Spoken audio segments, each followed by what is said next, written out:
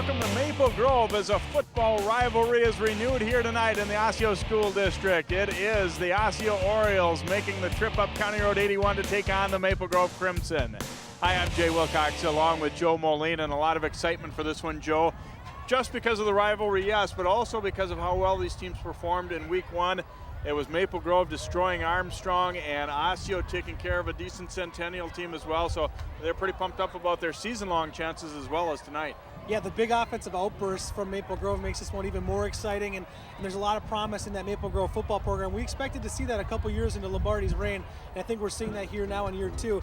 Osseo strong as ever, and that makes these two teams a good rivalry, yes, but also maybe two teams are going to be competing in the section and conference championships.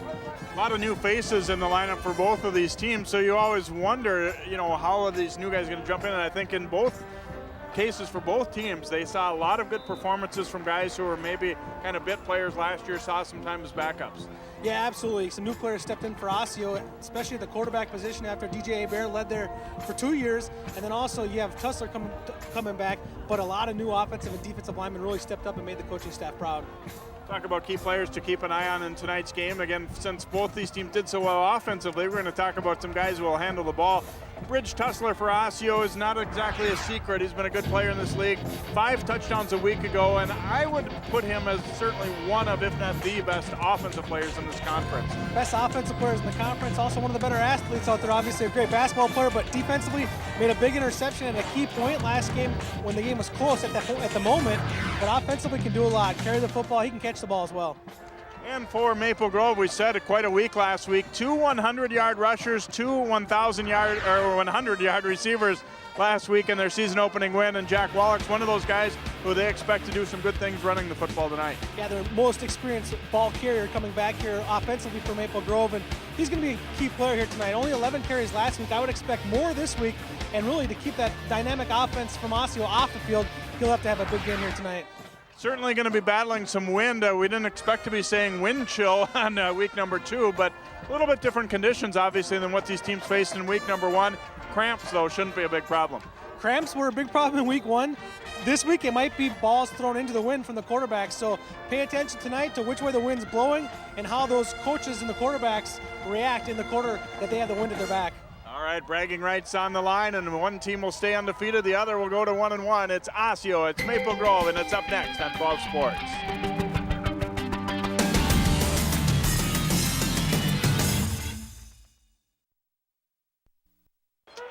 So many kids' activities today seem to leave out the activity part.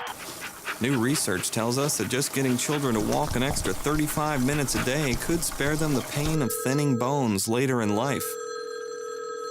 Encourage your kids to get up, get out, and get moving. Hello. Hey, Grandma, how about another grape soda? A public service message on building strong bones for kids from the Pediatric Orthopedic Society of North America and the American Academy of Orthopedic Surgeons.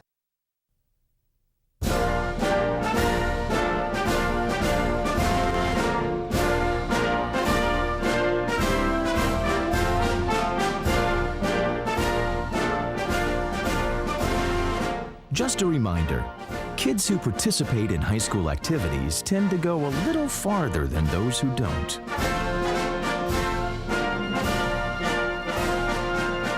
Take part. Get set for life.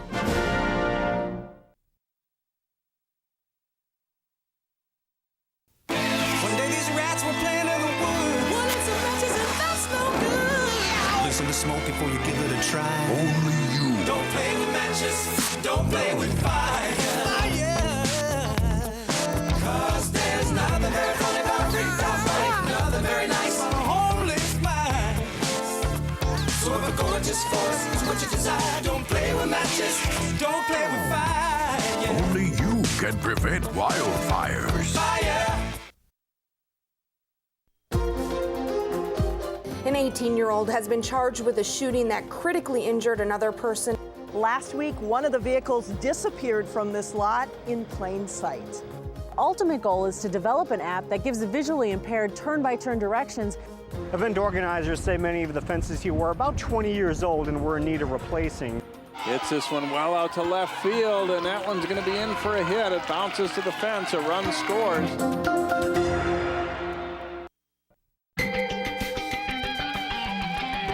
And welcome back to Maple Grove. Live coverage Friday night here. If you're watching Friday night, Osseo and Maple Grove Northwest Suburban Conference football as we get set to tee it up. Great crowd on hand. A little bit of a cool evening and a strong breeze blowing in from the north from left to right on your screen here as Maple Grove gets set to receive the ball here to start the game. So they'll get first crack. Osseo will be kicking with the wind, however, so gonna probably be able to pin them fairly deep. Clark Winicky, number 26, back deep, along with Brian Yasoski, number 34, who had a huge game, averaged 30 yards on 5 carries last week against Armstrong for the Crimson. Getting set to kick it off will be Aaron Berg for Osseo.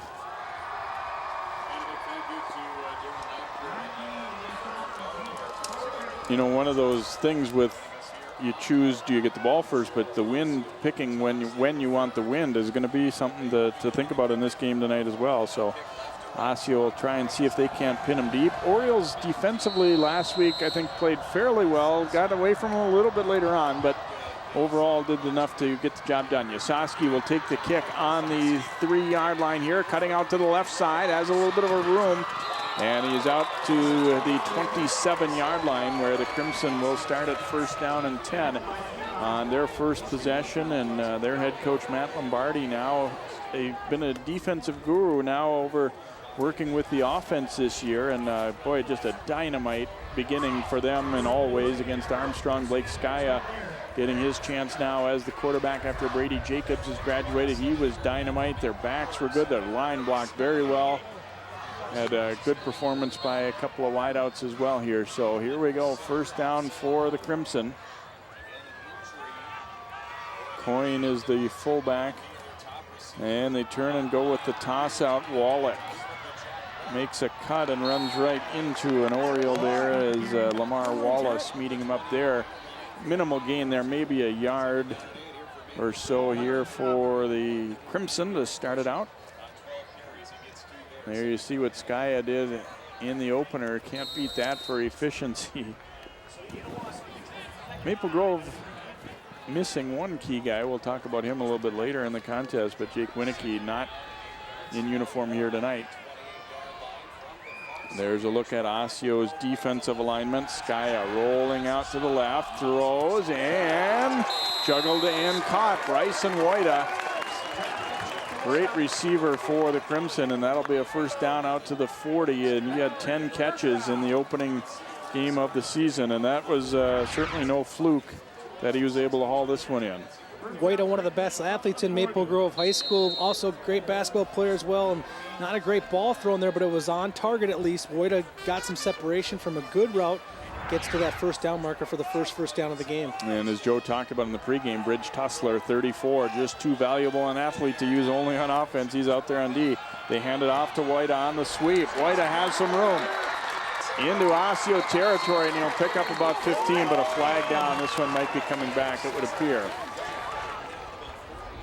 Flag was right in the position of what usually it's a holding penalty along the line of scrimmage. Unfortunate for the Crimson as they did a great job of sealing that end, perhaps because of a hold. But Woida sent in motion, gets the handoff and gets the edge very quickly. Then you saw Woida's running ability in the open field. So mark it all the way back to the 30 there. It feels like a double whammy when you had a good play and you lose the yardage here. So you're trying to get her out on the corner. We didn't see a very obvious hold. I saw maybe 2 blocks that could easily have been called holds. Nonetheless, the Crimson will have to battle back from being back in their own end zone 10 yards now. First and 20 here from Maple Grove. Skaya handing off, just barely got that one away, and the Orioles are all over it. There's a stop made there by Mac Pierce and company for the Orioles. Got about 2 on the play. And let's go to John Jacobson. He joins us from the sidelines here tonight. Well, thanks, Jay. You know, in the pregame, you talked about those outstanding individual offensive performances last week for Maple Grove, and one of the guys was Jake Winicky, who had over 100 yards receiving, 2 touchdowns, sprained his MCL playing pickup basketball this week. He'll miss not only tonight, but he thought probably next week as well. Hopes to be back on the field in 2 weeks, and we'll certainly miss him out there this evening. 2nd and long. Sky under some pressure, throws, gets the pass away, completes it to Austin Bees, and they'll get about that penalty yardage back, or nearly anyway, pickup of about 8 on the play. And you get 2nd and long, you get a relatively safe completion like that. Put themselves in a manageable spot here, at least on 3rd down and long. There was a little heat coming. That play action fake, and it really was only to get the line of scrimmage moving one way. The fake wasn't really well carried out, and it's a good thing it wasn't, because it saved them some time and allowed Sky enough time to get that throw off, and they cut back into that holding penalty a little bit here. A much more manageable 3rd down, but still not in the position the Crimson would like to be in. Carter Bergquist on that last stop here for Osseo. 3rd and a dozen now. Skya rolling out to the right, has pretty good protection, throws, and it's tipped, nearly intercepted, as it was Bergquist getting up and getting a piece of that one, and then the receiver was slugged pretty good behind him as well. Just didn't quite get that one over the reach of Bergquist, who's not real big at 5'10", but he got up in the way of this one. Well, Bergquist was in a good situation in that he was not covering anyone individually man-to-man, so he got to float back there, and give him credit. As a linebacker, he got a deep enough drop that he was able to make an impact on that pass. If he had not dropped as deep, that pass could have been completed. Tyler Field, a lefty, bouncing at Tussler, fielding it on the hop, and he is immediately wrapped up and dumped. Jake Engelken and Emmanuel Eric there to drop Tussler in his tracks. Kind of a gamble to play that one, but you don't know how many more yards that one was going to bounce if he didn't, so was sure of his hands there and was able to scoop it up. But a 32-yard punt and a short loss of 1 on the return for Osseo, and they'll be coming out offensively. Garrison Gillard, the senior quarterback for Osseo, very good athlete. A little bit of a struggle in terms of completion percentage in the first game, but handoff goes to Tussler here, wrapped up by Theo Fryer, the defensive tackle there for Maple Grove, after a pickup of 3, maybe 4, about 4 on the play for Bridge Tussler. You see the Osseo Oriole offense right away going no huddle, not allowing that Crimson defense to get set. Back to Tussler, lowering the shoulder there, runs into Crimson tacklers and keeps driving. Stretches that ball out. He's going to be pretty close and might even have the 1st down here. And he will indeed have it, as Tussler showing his power between the tacklers. Pretty good breakaway runner, but 5'11", 200. He's going to win a lot of one-on-one battles with tacklers as well. He saw a great double team there in the interior. And they don't win this one. Tussler dropped in the backfield, and Matt Endres getting there first, the linebacker, and he will knock him back for a sizable loss. Boy, on just a straight ahead handoff when you're losing 3-4 yards, that's good penetration. Maple Grove really brought everybody. Andrews got great anticipation coming from that linebacker spot, getting in the backfield as soon as that ball was snapped. Virtually untouched there to get that big defensive play. Tussler, they plan to use him in a few different spots. They've got a real speedster they like in the backfield as well, James, as Hampton. Pass this time is complete. Matt Medke with the catch, and he will have enough for the 1st down here. There's a flag down, way downfield. Well, it could be possibly a block downfield, but I'm guessing it might be a hit out of bounds as well, as it came towards the end of that play. Not a great job on the outside by the Crimson, and closing on that catch. There was an open tackle opportunity for the Crimson to keep that well short of a 1st down. The Crimson don't execute properly, allows the Orioles to get that 1st down, and we're getting some indication now what that penalty flag is. Face mask on the play. Maple Grove now making a couple of mistakes, which has led to Osseo driving inside their own territory. Offensively, they had the football, they were moving the chains. Holding penalty brought them back, allowed them to eventually punt the ball back to Osseo. Now you see a physical mistake on that broken tackle. That gave Osseo a nice 1st down. So into Maple Grove territory here at the 46. Gillard play action, rush is coming, and he's in trouble, and down he goes. Peter Olson gets to him, and he'll drop Gillard for a loss. Never really had a chance to see him coming until the last second. Olsen's unblocked here on this play because he is supposed to bite on that fake. That's what Osceo's defense is counting on, but they also aren't counting that he's on a dead red blitz, which he was, and he did a great job of reading that play and using his speed to get to the quarterback. They lose 8. Pitch out goes to Jamin Hampton, trying to get around that edge. And not a bad gainer, but when your previous play lost 8, it's still going to leave him with a long situation coming up. He does pick up 7, though, on that run. And Darren Lamker said flat out fastest kid on our team. Olsen made the great sack the play before. That time he was met by the blocking of Bridgeport Tussler as 34 lined up on him and drove him off the ball. Allowed a lot of running room from his co-tailback.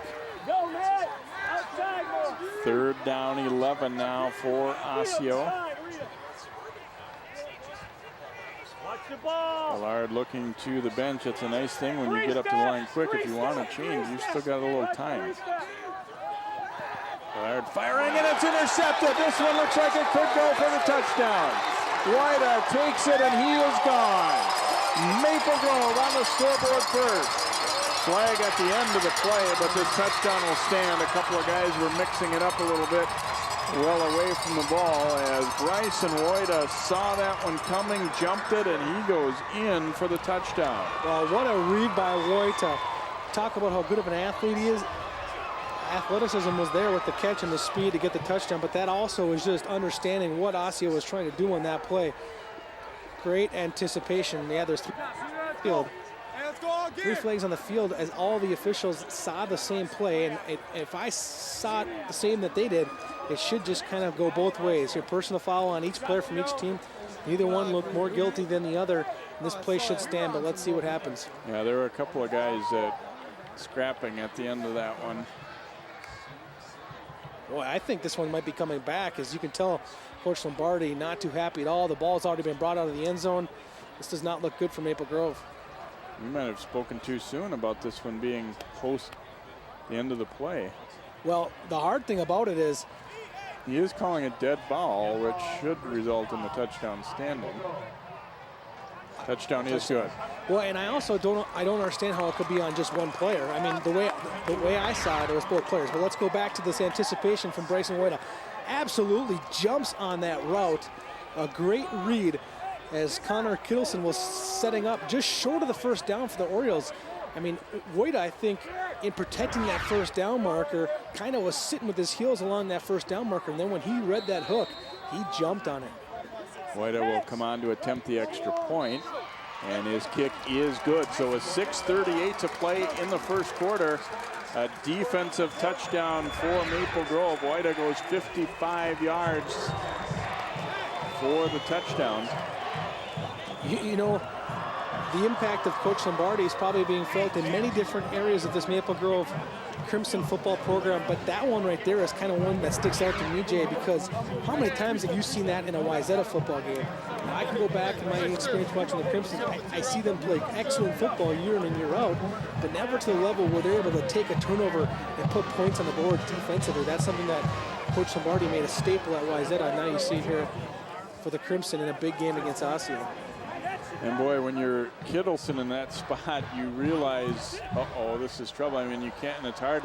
You've got Wida already with his momentum going forward. It was, you either catch him in the first couple steps or you're probably not going to. Well, and the play from Wida, too. I mean, a lot of times when people get a good read on a play, you go for that big hit, right? You're just kind of keying on that receiver, and you're going to stop him short of that first down. Boy, he was hungry. He went after that football.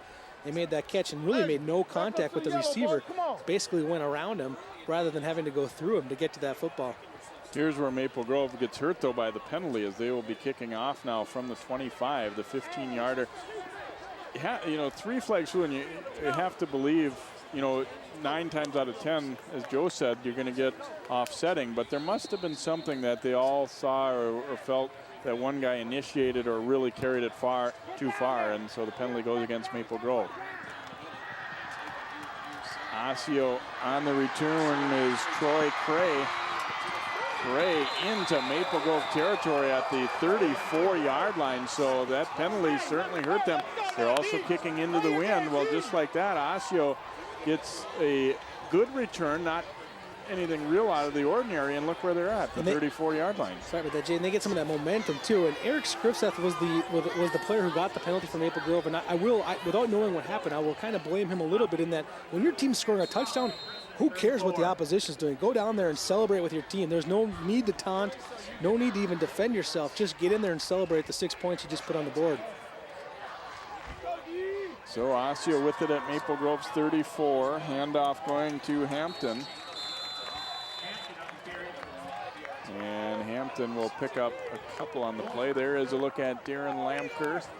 The Osseo head coach has done a tremendous job with their program, and he knows that Maple Grove is probably only going to get better. He likes to play the underdog card and the we're a poor Osseo card a little bit, and it's all part of it. Second down and long here for the Orioles.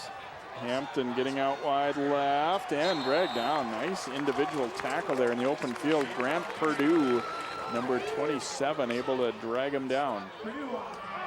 Great job by Purdue. That play got strung out nicely. You saw the running back get to the edge and looked like it was probably going to be able to get upfield and get some yards for the Orioles. But Purdue strings it out, doesn't get faked out there on that fake inside cut. Keeps his feet moving, lets his feet take him to the ball, and makes the tackle. Timeout. Coach Lombardi taking a timeout defensively now, and boy, you mentioned him being an offensive coordinator. Look at him right there in the middle of the thick of the defense.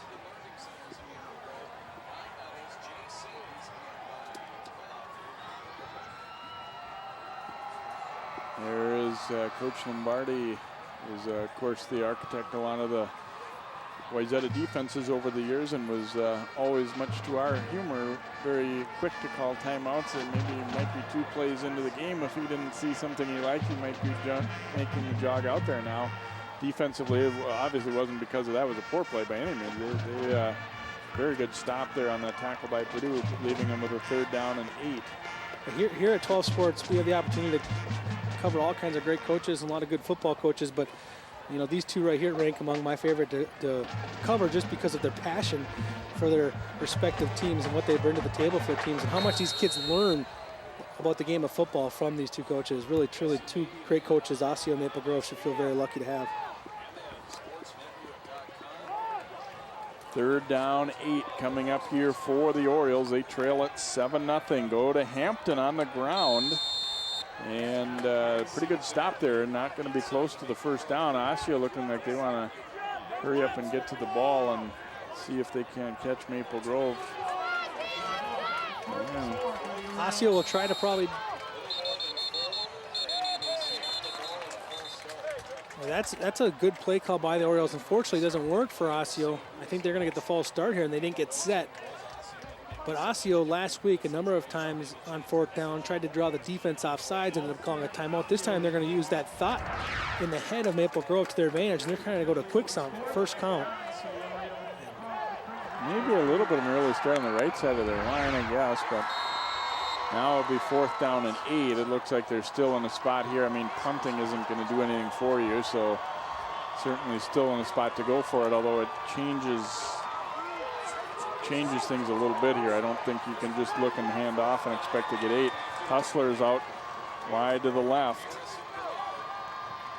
Lard dropping to throw. Throwing the other way with the fade, and too long for Kittleson. He was covered by White out there pretty well anyway, so Osseo will turn it over on downs, unable to take advantage of that excellent field position after the kick return. And that's where the growth and maturity of Gillard will learn from that play right there, because the over-the-top fade wasn't there. Woida took that away at the moment of the snap. Kittleson noticed it, kind of tried to slow down.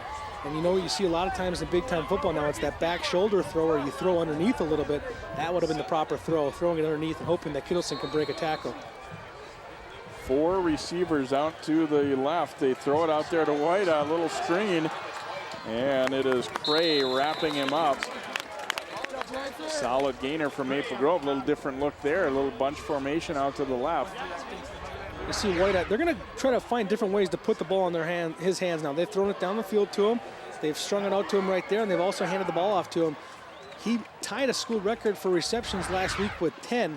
but I think he's going to average almost 10 receptions per game this year because he's too good of an athlete, and you have to find ways to put the ball in his hands. As a receiver, he's going to get handoffs, and he's probably going to touch the ball over 10 times per game, whether it's through the air or through the handoff, and of course also punting and kicking, returning the football. Yeah, he's so versatile. I mean, he could take handoffs as he did earlier. He can catch the ball. I think he can throw it a little bit if needed too. Skaya rolling out to his right. And well covered was Wojda. He adjusts though and gets behind it to make the catch. Tussler was ready to take that one away. Good patience by both receiver and quarterback there, and they get the completion as Wojda just changed and cut behind, just get open at that point. Wojda and Tussler are kind of a fun matchup to watch as they both are covering each other this evening. And that's just a great communication from Skaya and Wojda, who have not played together all that long, to come up with that play. That's a big time play. And of course, Wojda and Tussler are also very familiar playing against each other on the basketball court as well. Osseo state champ in that sport last season in Class 4A. First down and 10 here for Maple Grove at the Osseo 36. Crimson leading it by a score of 7-0.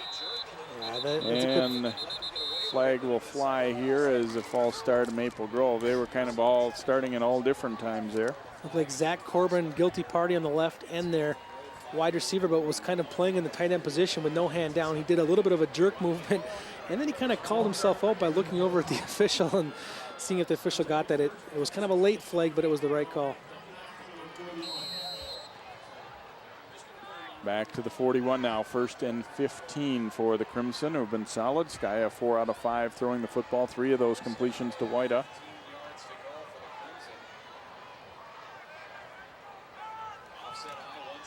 Toss back coming to Wallach.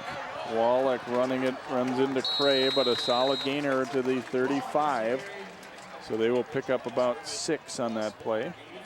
Skaya going 18 of 22 a week ago here and 4 of 5 today. I mean, you're hovering right around 80%. That's quite a percentage in high school football. Gives you quite an advantage. Look at the offensive line for Maple Grove going to work now. Good power football, a good double team there along the left edge. A nice push by Dylan Berg on the outside for the Crimson. Remember Osseo's Dan Lamper telling us last year, you know, he was kind of happy when Maple Grove didn't just run the ball down their throat because he felt like that's where Maple Grove might have an advantage. This year, looks like they're trying to do a little bit of each. They're still going to throw the ball plenty, but Skaya setting up a screen for Yasoski and didn't get himself turned around in time. The ball was actually pretty well thrown, but he still had his back to it and didn't see it coming. That one might have went pretty well if they'd been able to complete it. Osseo had 4 or 5 guys right in Skaya's lap, but they didn't recognize that, and nobody peeled off to play that screen. You said it, Jay. There was no recognition from Osseo up front. That's why it could have been a huge play for the Crimson. He saw over 6 Osseo Orioles that got up ahead of the running back there. That means there's only 5 back there with all the blockers ahead of him. What a big play for the Crimson if they were able to complete that one. And it was hard to tell again from looking at it. He didn't appear to expect the ball coming that soon. Skaya rolling out wide open is Wojda, and let's see who's got it. It's a touchdown. Maple Grove, Bryson Wojda. Tussler wound up with the ball eventually, but they rule it's the offensive player with the catch. Ball was actually a little underthrown there. I think Tussler purposely kind of let him go open, knowing that he could close the gap. But unfortunately for Tussler, Wojda just goes up and gets it. And then at the very end there, the officials didn't let them fight it out. They made the call early before Tussler had pulled that ball away. There was a touchdown call much earlier than when Tussler got that football. Maybe not fair if you're an Osseo fan, but a big play by Wojda once again for the Crimson, who's really put this team on his shoulders here early in this first quarter. Boy, he was wide open. Ball was a little underthrown. Again, into that wind certainly was probably the reason. This kick is wide left. So the extra point fails, but it is Maple Grove 13, Osseo nothing. 2:43 to go in the first quarter. The big play is going Maple Grove's way. Well, and I was kind of watching this. You can't see it in our narrow screen, but Tussler was back there with Wojda, but just kind of let him run behind him and then tried to make up that distance. He nearly did. Let's take a look at the catch one last time. You see Wojda, you see why the call went the way it did. Now, had the referee maybe not indicated touchdown right away and let things play out a little bit, that would have been a touchback and football in favor of Osseo. I honestly, I can't even take a side on it, Jay, whether I think the referee made the right call or not by putting his arms up, signaling the touchdown when he did. Woida misses the extra point. That's one of the issues I've always had with football. If you can't get a kicker on your team, and if it's the star player who ends up scoring touchdowns, it's absolutely gassed. It's tough to have that guy be your kicker, kicking the extra point. Now kicking off, you'd like to find times to give number 10 a break throughout the football game, and unfortunately it's not in the kicking game. Cray coming up will take it on a hop. Cray looking for some room as he cuts it out left, and he has some space. He'll cut it back over the 40 and wrapped up around the 43 or 44 yard line. I don't think that was really intended to go that way, but he decided that there was a lot of space that way, and maybe my blockers aren't all there, but neither is much of the defense. Time for the Osseo offense to respond a little bit, and they're going to have to get some better play from the quarterback position to do that. Offensively, their offensive line's done a pretty good job up front moving some Crimson defenders around, but in order to pick up that big first down on a third down conversion, they haven't been able to do so through the air. On the 44, the handoff to Tussler. He's met immediately, able to get past that first little wave, but there's just too many Crimson there. Emmanuel Eric ends up finishing him off, and it will be a sizable loss. They just sent everybody after Tussler right there, which I'm thinking he's going to see a lot of this year. Well, you saw a lot of penetration there from 8, and that's why parents, if you think your kid's too small to play football, it's a new game now right now where it's all about speed and the ability to get through tackles, as Blake Whitecotton got into that mix right there for Crimson. Toss back goes to Tussler. Broke the first tackle, but there's just a lot of bodies there again, and a very short gain of maybe a yard. You look at this Crimson defense, and there's just not a lot of size on the football field, and you'd think that would be a problem, but it's really not, because the Crimson are right now moving around and going around the blocking of Osseo, and they're playing with more speed defensively than the Osseo offense is meeting with them. 3rd and 14 now on the 40-yard line here for the Orioles. Tussler in the slot to the left. Gillard stepping up into it as Kittleson wide open and just overthrown.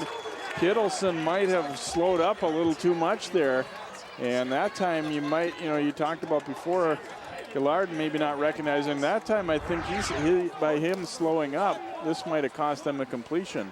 Well, this is where I got to give Gillard a lot of credit. He steps up in the pocket perfectly and then throws the ball on the run a little bit, gets good air underneath it, puts it out there for his receiver who was wide open. And as you mentioned, Jay, Kittleson had slowed down a little bit, unable to get to that football, but that was a great play by the quarterback. Kittleson will kick it here. White waiting back deep. Has a lot of room as he fields it on the hop and then pitches to Tyler Field. Field gets by, but a flag is down. This is going to come back. There'll be a block in the back there, it looks like, on Maple Grove. And we have an injured Osseo player as well. What was wrong with that? Looks like Jordan Hawley is the injured player for Osseo. A couple different flags came in. I believe I saw the block on Hawley, and I really hope he's okay. I don't want any player to be hurt, but to me, with my live eyes, it looked like a clean hit. We'll have to take a second look in a moment, but it is a block in the back on the Crimson. Another mistake by Maple Grove, causing them considerable field position after a great reverse return. White gets a nice bounce. I know, but it was late. If you're going to throw There's the flip, and there's a push in the back a little bit right there. So that was the first play. The second one comes. We're a little too tight to see the big block. There it is at the end. You can see it coming into your screen. This will give you a good look right here. There's the push in the back. That's a legit call. That's the penalty on the Crimson. But here comes the injured player right there in your screen. And that one was also called a block in the back. There was 2 block in the back penalties on Maple Grove in that run.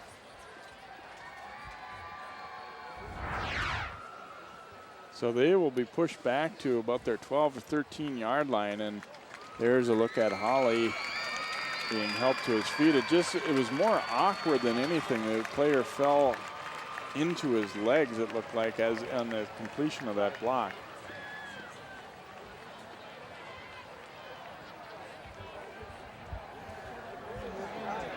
The original block, I think, might have been one of those where he was possibly going to get around him anyway, and it might not have been needed. But well, and that's what I see a lot of times on change of possessions and special teams plays. The block and the backs are sometimes unnecessary. So the Crimson facing a long field here. Direct snap coming back here to Wallach, and he will run it out over the 15. About 3-yard gain for Wallach there. I'd expect Maple Grove to keep the ball on the ground maybe one more time here and then go into the second quarter with the wind at their back and have maybe a throwing situation on third down. But you got cautious of a turnover this deep in your territory, and also the wind will be at your back in just one play. Maple Grove showing a lot of different things so far. That was the only back there was Wallach on that first one, and took that direct snap. Now Sky under center. Toss out to the edge, and it's complete. Bryson Whiteout will be knocked down a little bit short of the first down. That is almost a long handoff, though, when you with those guys. That's really what it is. It's an extension of the running game when you have a receiver you want to throw the ball to. And look at the wise play by Osseo. They're going to call a timeout, make Maple Grove run this play with the wind in their face. However, it's third down and short, so you're really not going to be throwing the football downfield all that much anyways. And if you look what Maple Grove's done in this first quarter in their passing game, really the ball hasn't made its way downfield necessarily as much as it's moved laterally in the air. There you get a look at the all-time series. Maple Grove leads 15-7. Osseo, those won 5 of the last 6. And for the high school kids who are in there, in high school right now, to them, Osseo always wins this game for the most part. But over the years, there were a long time when Maple Grove won every year. And Osseo beat them the very first time they played. And then after that, it was a long stretch where Maple Grove always had command of this. And now, again, like I said, we're kind of at the point where got back to be a little bit of a toss-up. Well, if Maple Grove converts this first down, Osseo might end up feeling like they wasted a timeout. But if they don't, well, then it might.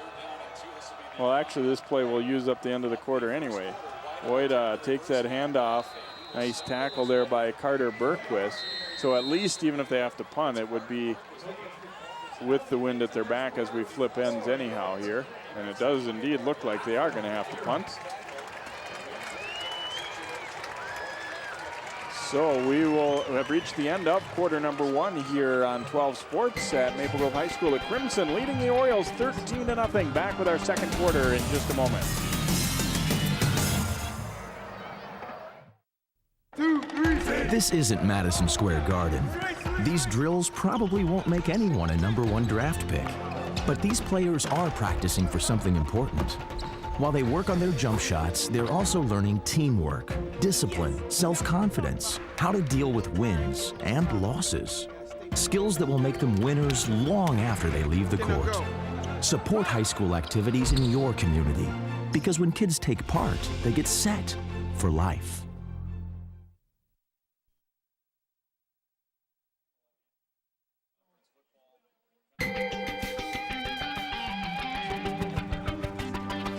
And welcome back here as we get set to begin quarter number 2. Maple Grove in a punting situation here. 4th down. 4th and about a yard. Field is the punter. Tussler drifting back to midfield. Field do that running rugby-style punt, left-footed. It's very short, and it takes a good Maple Grove bounce. It goes out of bounds into Orioles territory to around the 45-yard line. So about a 35-yard play.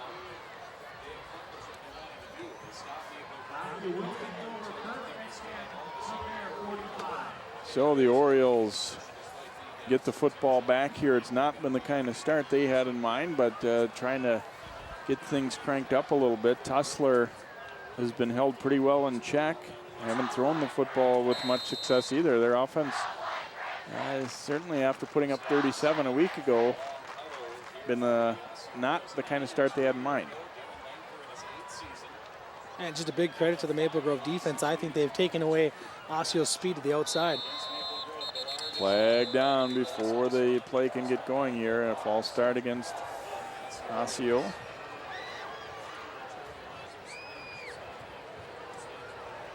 A little surprised we haven't really seen them throw the ball to Tussler yet.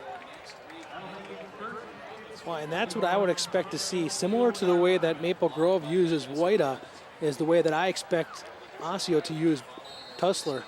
Get the ball to him in the open field in the flats, and I don't know too many defenders that can tackle him in a one-on-one situation.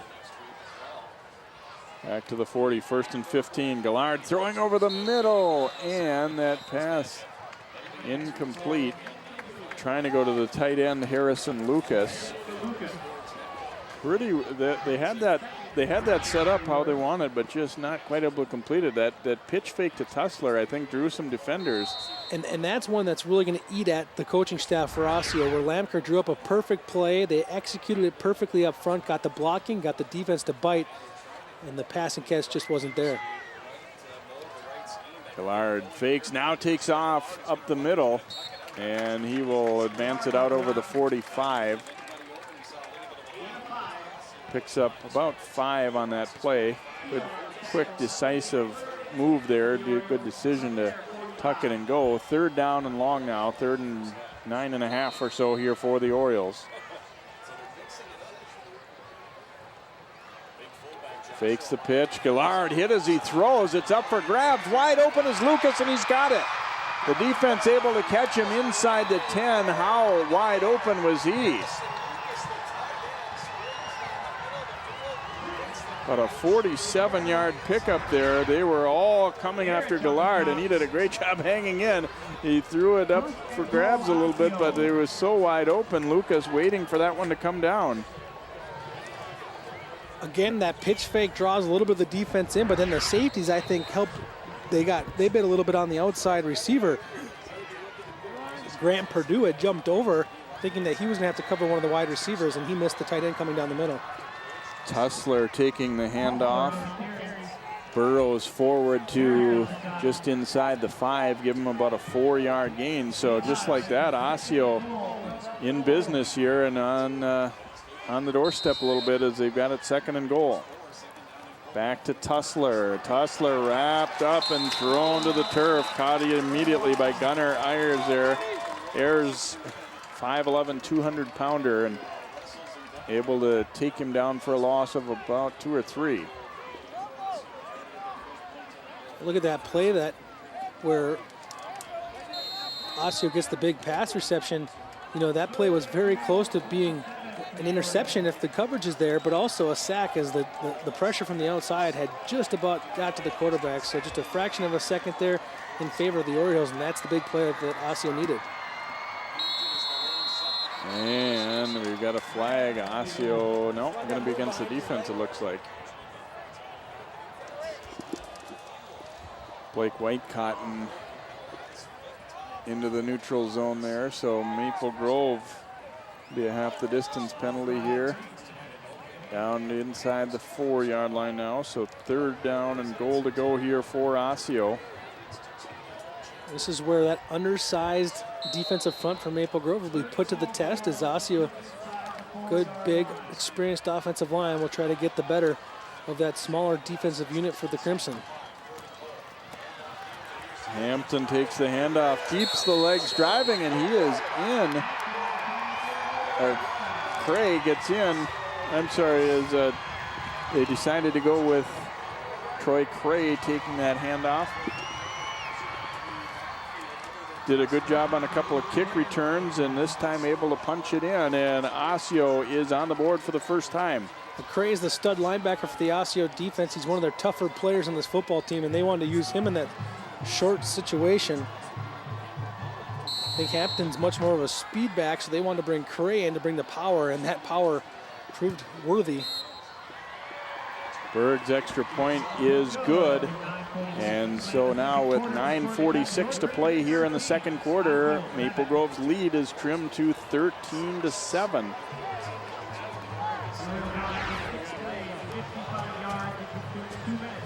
Take a look at Cray now.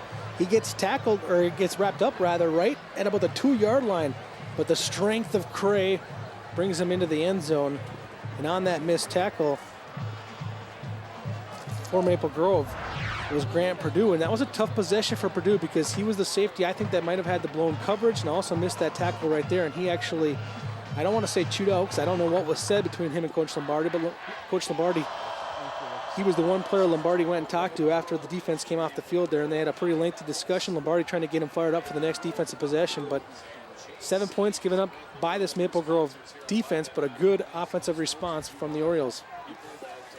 I think kind of a much-needed sequence there for them as a team, and I think Gillard obviously gaining some confidence on that one. He hung in there. He was about halfway to the turf when he completed that one, and sure, it wasn't pretty, but it got there.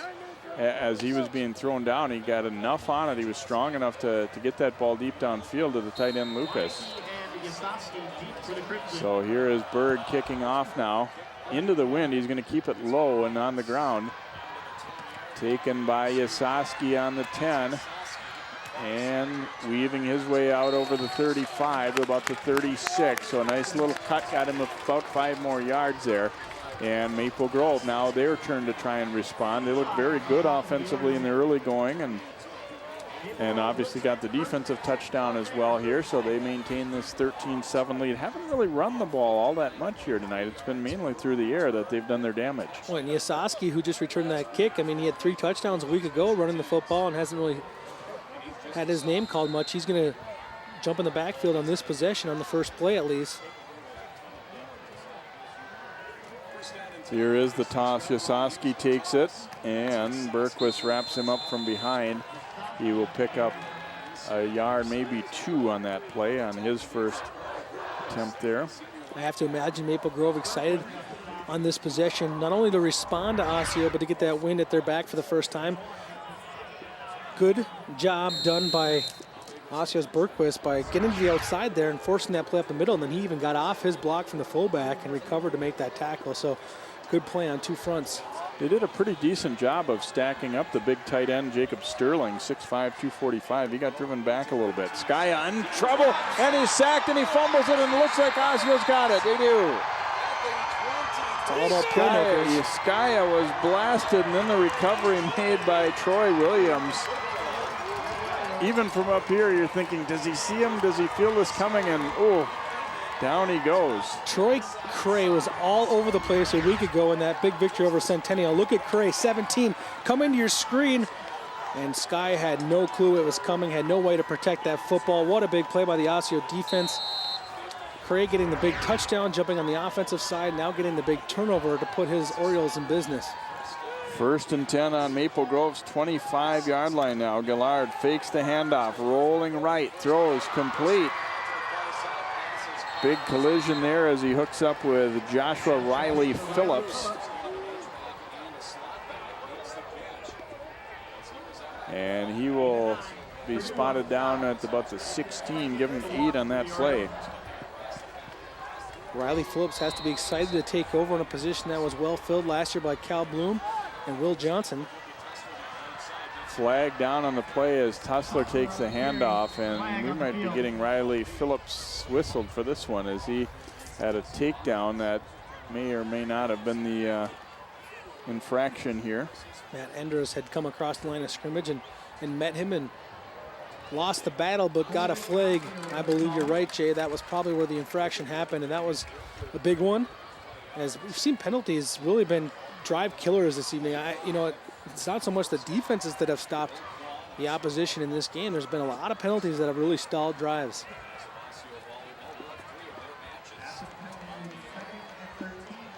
So back out to the 28-yard line. It'll be 2nd down and 13 coming up now for Osseo after they were in such great position after they sack and fumble.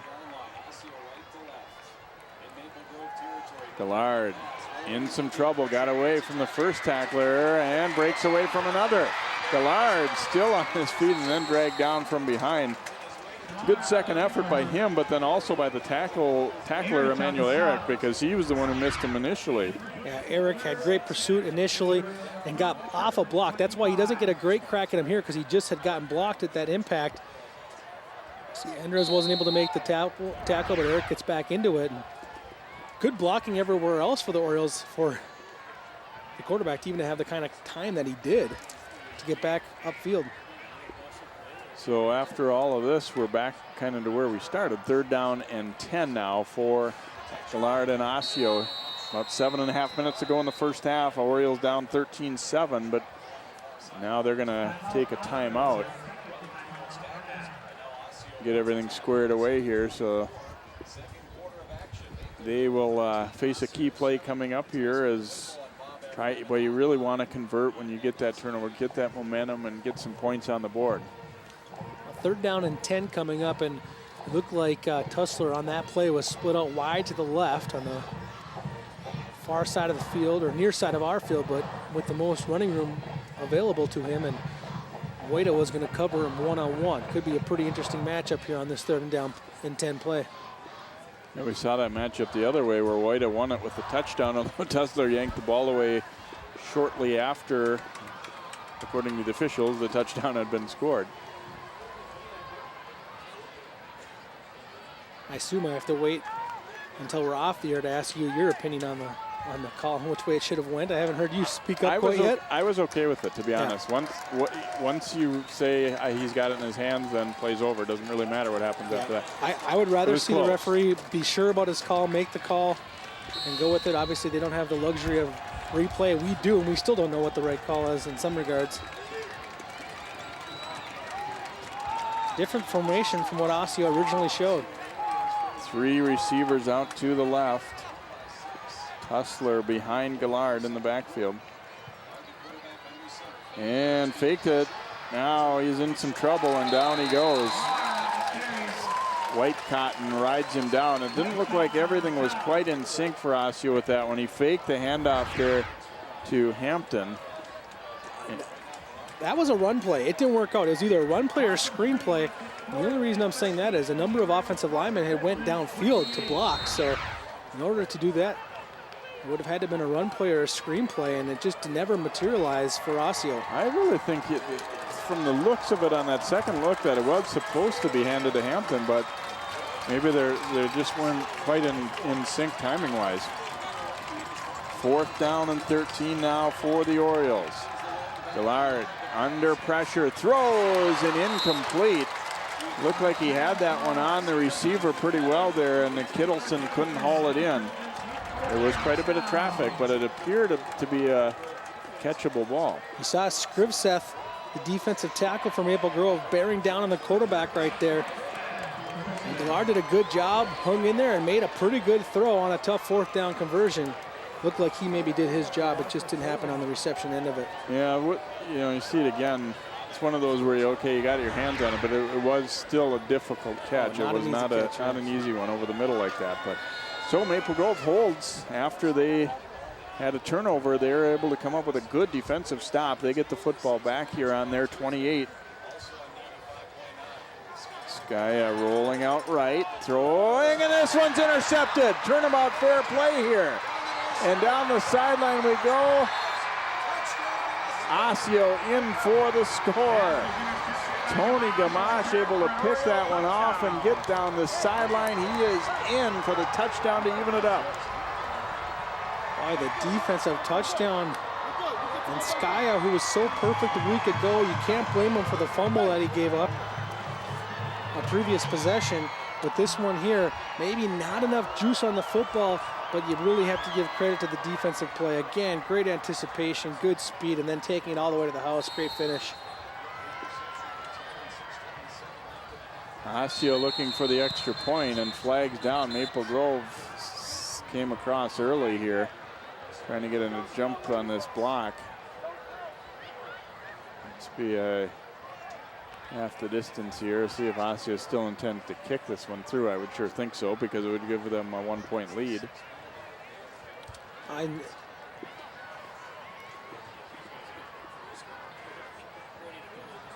So Berg will, it appears, still kick the ball here. Actually, I think they're asking Osseo, do you want to decline this penalty, or do you want us to move it up? You could certainly change your mind and go for 2 here. Then should be closer, but it doesn't look like that's what they want to do. I think the fact that this can put you in the lead certainly makes it an easier call to just say go ahead and take 1.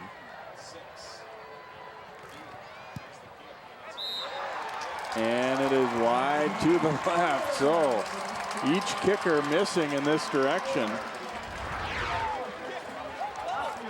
Take a look at the touchdown again. Skya rolling out, has to throw over the defender, maybe shielded a little bit, but I think he still would have made that throw anyways. I just think this is a great defensive play.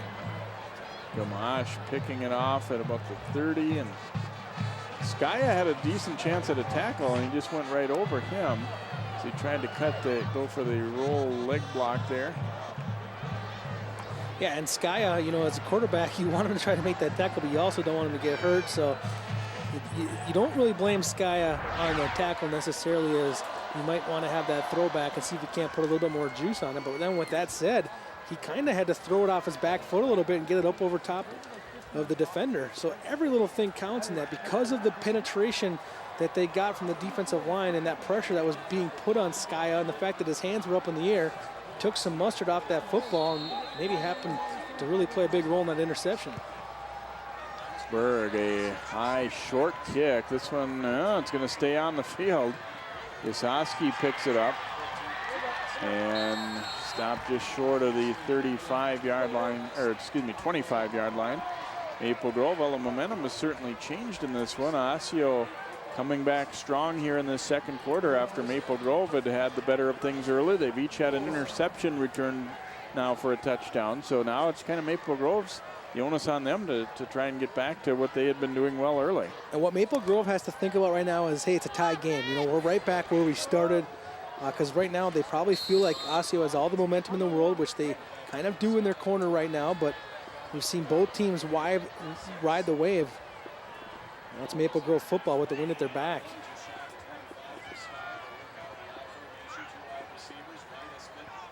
Skya handing it off up the middle, and Wallach is wrapped up by a host of white jerseys. Cray and friends in the backfield there, able to stop him. You can see how fired up Osseo is right now. No gain on the play. I don't think football teams are going to find a lot of success running the football this year against this Osseo defense. Cray, an excellent linebacker, comes up, makes a play, but also a lot of defensive linemen in there as well. Lamar Wallace, 6'3", 260. Rakeem Felder, 6'2", 235. A lot of size up front, and Coach Lamker says these big boys can move as well. 2nd and 10 coming up here for the Crimson. Skya fake the throw, now looking and in trouble, and he's going to throw this one away. Wojda, he didn't feel was sufficiently open there and decided to just get to the outside and live to play again here as he throws it away. And Wojda might have made a pretty good decision here too. As he came back to the football, he realized that he might have a bigger impact trying to block for his quarterback, Skya, rather than try to put his hands up and try to get open. He got one little block in there, but it still wasn't enough to free Skya up to run the football, and he makes the smart play of throwing this out of bounds, live to see another down. But it's you see so often high school quarterbacks aren't willing to just do what he just did right there and realize that the play had broken down. We're not going to get anything. I'm just going to play it safe here and throw it away. Timeout taken here by Maple Grove as they face a 3rd down and 10. Kind of had the feeling early on that they had things, you know, coming into the game and exactly in mind what they wanted to do offensively, and the majority of it was working. And now adjustments have been made. Osseo's given them some trouble, and now they don't look quite as sure of themselves. Well, the interesting thing that's happened too is I don't know necessarily if Osseo has adjusted and shut down Wojda, or if Maple Grove has simply gone away from a little bit here to preserve him throughout this football game. They haven't really called number 10's number as much on those short passing routes. And 3rd down and 10 is not the situation to really do that on either. So where Maple Grove was successful earlier on in the game, they were getting good chunks of yards on 1st and 2nd down. They weren't facing 3rd down and 10. And the other thing just to kind of recall here is Maple Grove has only scored 1 offensive touchdown, so it's not like their offense clicked the entire game here. They did have 1 defensive touchdown. Each team has a defensive touchdown, so it's kind of been a pretty balanced on both sides, defense and offense, stepping up at different times. So 3rd down as Skya will work out of the shotgun here. And another flag will fly here, and Maple Grove has really been hurt. 6 penalties already. Yeah, there's a lot of flags on the field here tonight, especially on the Crimson side, and it's not something you want to see in week 2. It's still earlier in the year, but with such a short season, you want to try to get a lot of those kinks out in week 1, not in your big rivalry game against Osseo in week 2.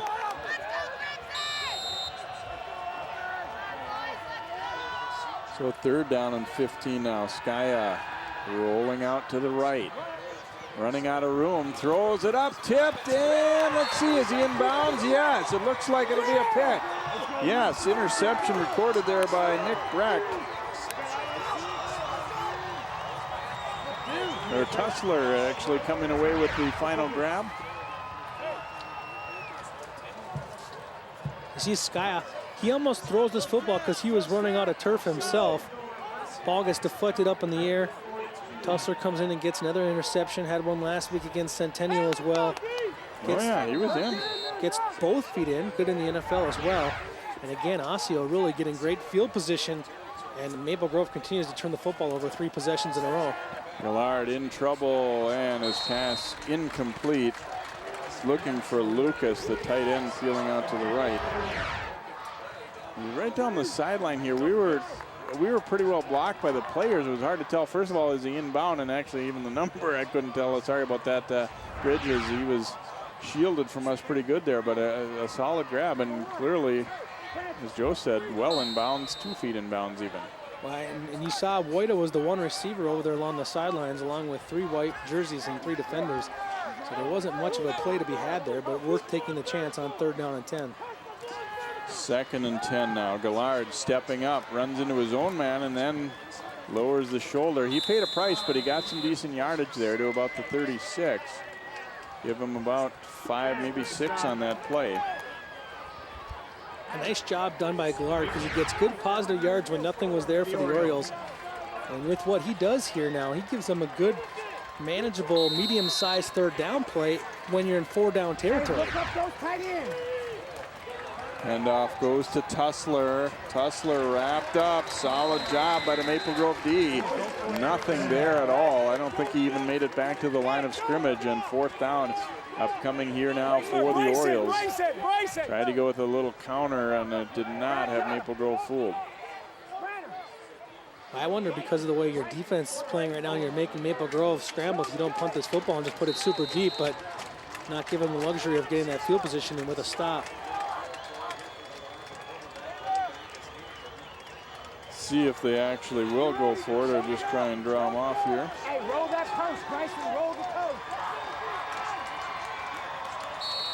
And now they're going to use the timeout, so they are quite possibly going to go ahead and punt it. Maple Grove, their crowd congratulating them for not jumping offside, which is sometimes easier said than done when you got a big 4th down play coming up. Great crowd on hand here, as you would expect. And I still think maybe Osseo is going to go for this here, but the timeout allows Coach Lamker to talk to his team, really get the right play called for the situation. I think that's what we're going to see out of the huddle here.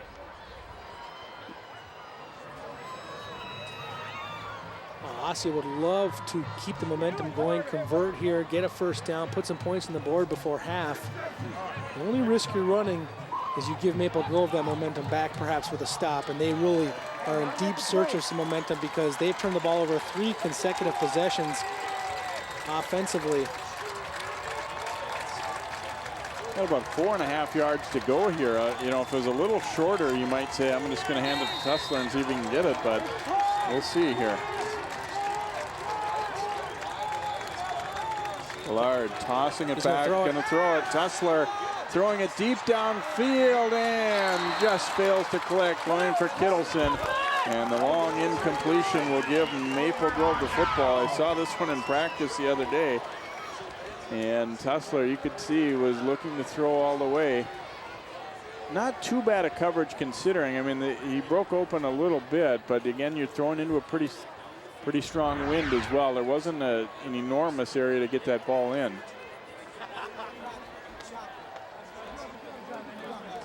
So Maple Grove, another defensive stop. They get the football back. 3:58 to go first half on their own 36.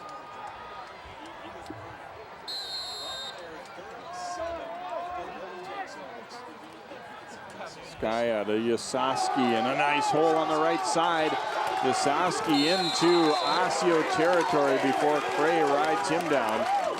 Just into Orioles into the field here. Give him 14 on that game.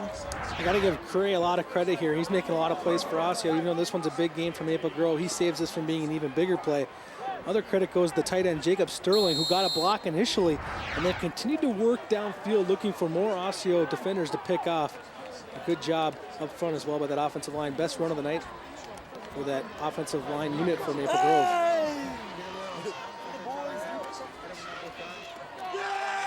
Right on the 50 is where they'll spot this one as Wojda comes in motion. They toss it back. Wallach taking it. Wallach trying to get out wide and does a pretty good job. Cray comes over to knock him out of bounds after Tussler had tried to wrap him up, but it'll be a gain of 7 on the play for Maple Grove. So starting to get things going a little bit on the ground game. They get A.J. Den, big 76 out in traffic. He can't make the block on Tussler, but Wallach with the stiff arm handles him himself. He's able to get 3 more yards on Tussler, who's a very good tackler in the open field. Cray had to come over and help to finish that one off.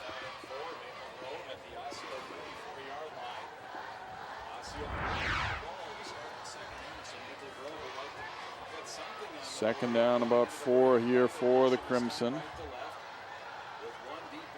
Skaya handing it off to Yasoski, and guess who? Cray is right there to pound him.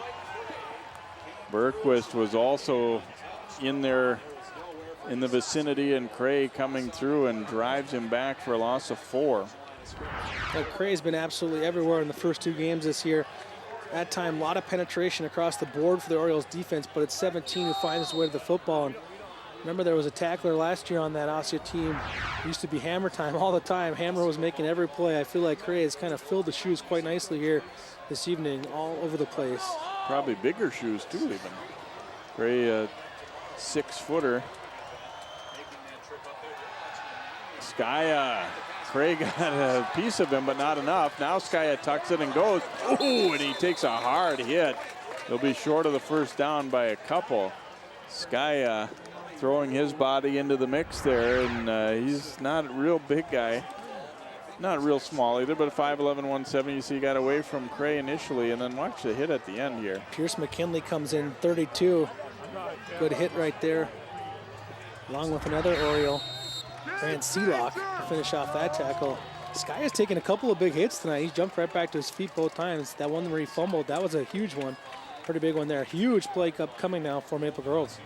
4th and a long 3 for the Crimson. Just inside the 43, actually slightly less than 3, I'm sorry. 4th and 3, and they're going to use a timeout here. 2:06 to play in this opening half, and you can sense that even though it's the first half, these coaches realizing that these are some really important individual plays. I mean, obviously you got 4th down coming up. You don't want to have any doubt. Is this the call I want? You don't want to have any doubt among the players. What exactly are we doing here?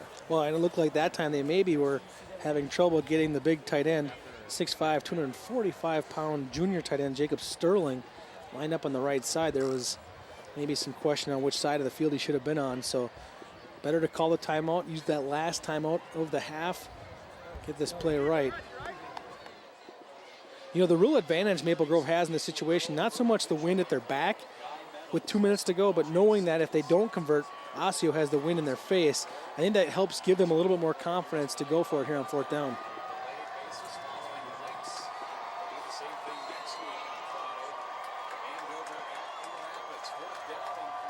Wojda in the shotgun. He will take it and run. Bryson Wojda is going to have the first down for Maple Grove.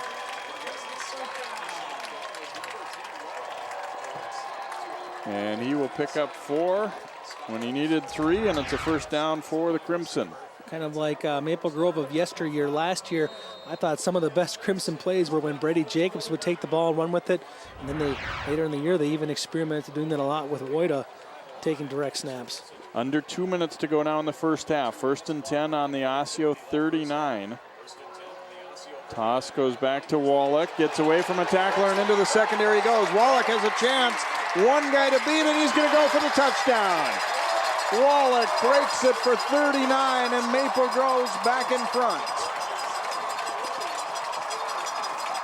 The best chance Osseo had at Wallach was in the backfield. There was some penetration along the outside. Wallach with an excellent cut, and there must have been pretty good blocking up front, because once he decided to cut that up in off tackle, he wasn't touched by any of the Osseo defenders. His speed then took him to the outside.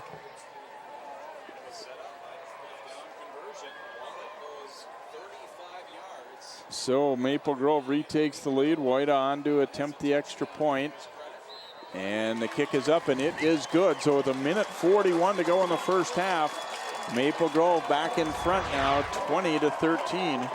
Look at the early penetration from Osseo. Just enough of a block on the outside into the backfield. I think it was Carter Berquist for Osseo, and it looked like it was Zach Corbin, the wide receiver, who got the big block. Take a look at it. It's going to be 4 being blocked by 6. Just enough there to get the angle. And Wallach, good speed, gets the ball into the outside arm, and then not enough speed from the defense from Grant Seelock to be able to catch up.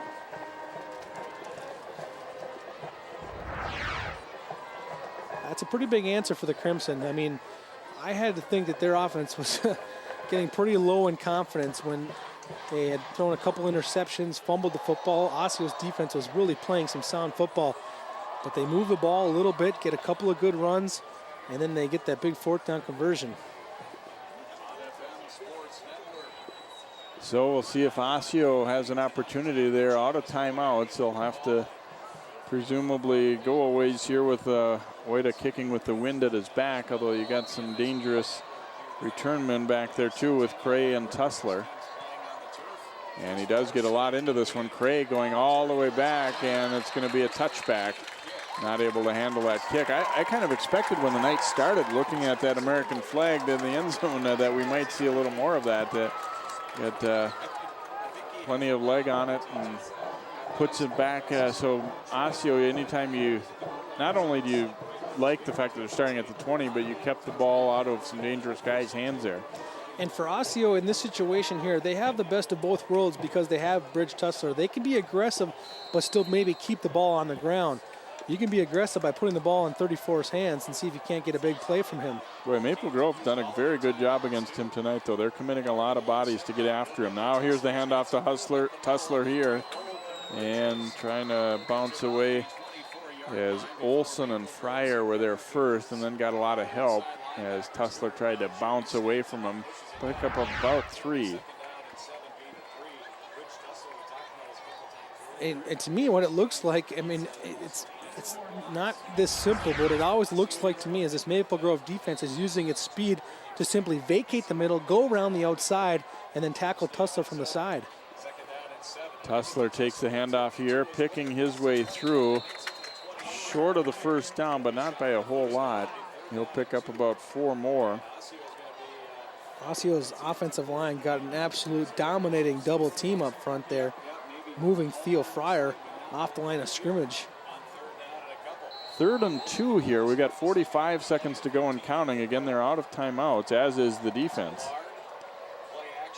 Up the middle they go on the handoff here. Tussler, and he will have the first down.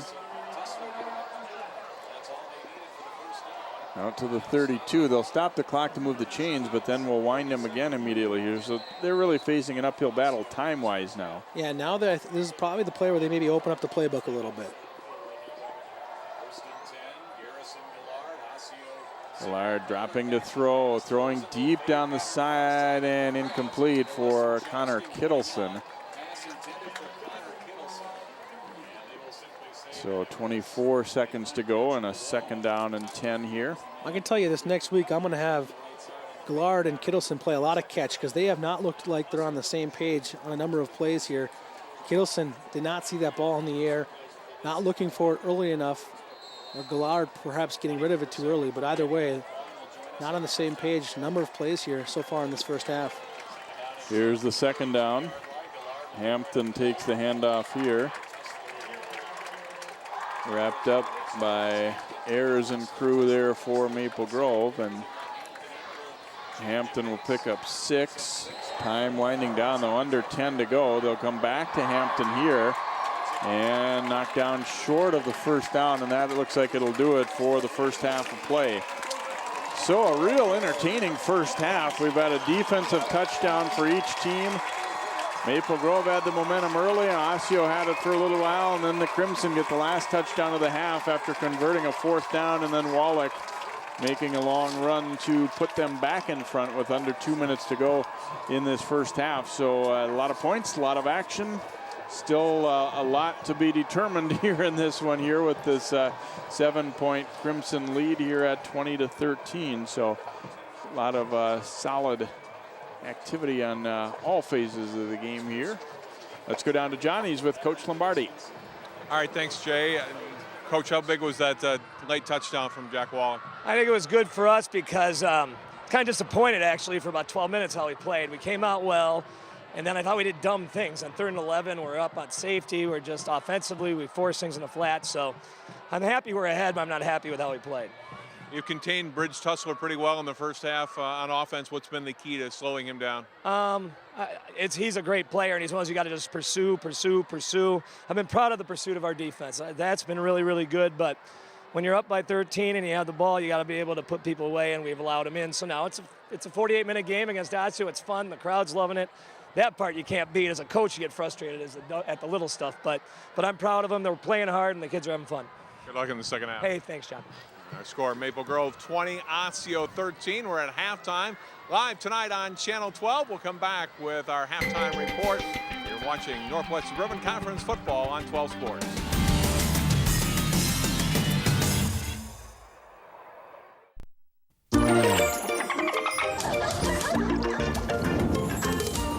No matter where you live, life in the oceans depends on you.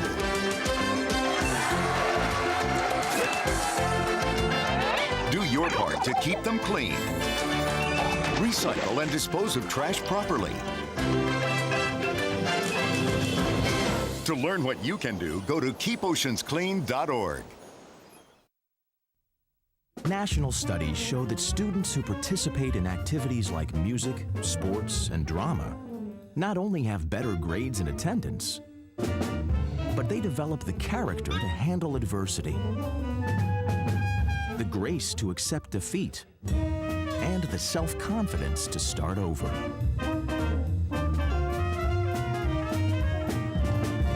Take part. Get set for life.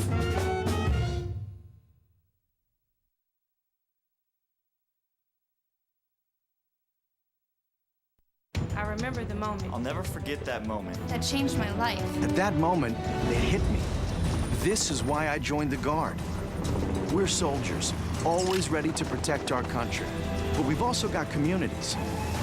Family, friends, neighbors who count on us. I couldn't believe it. I just saved a life.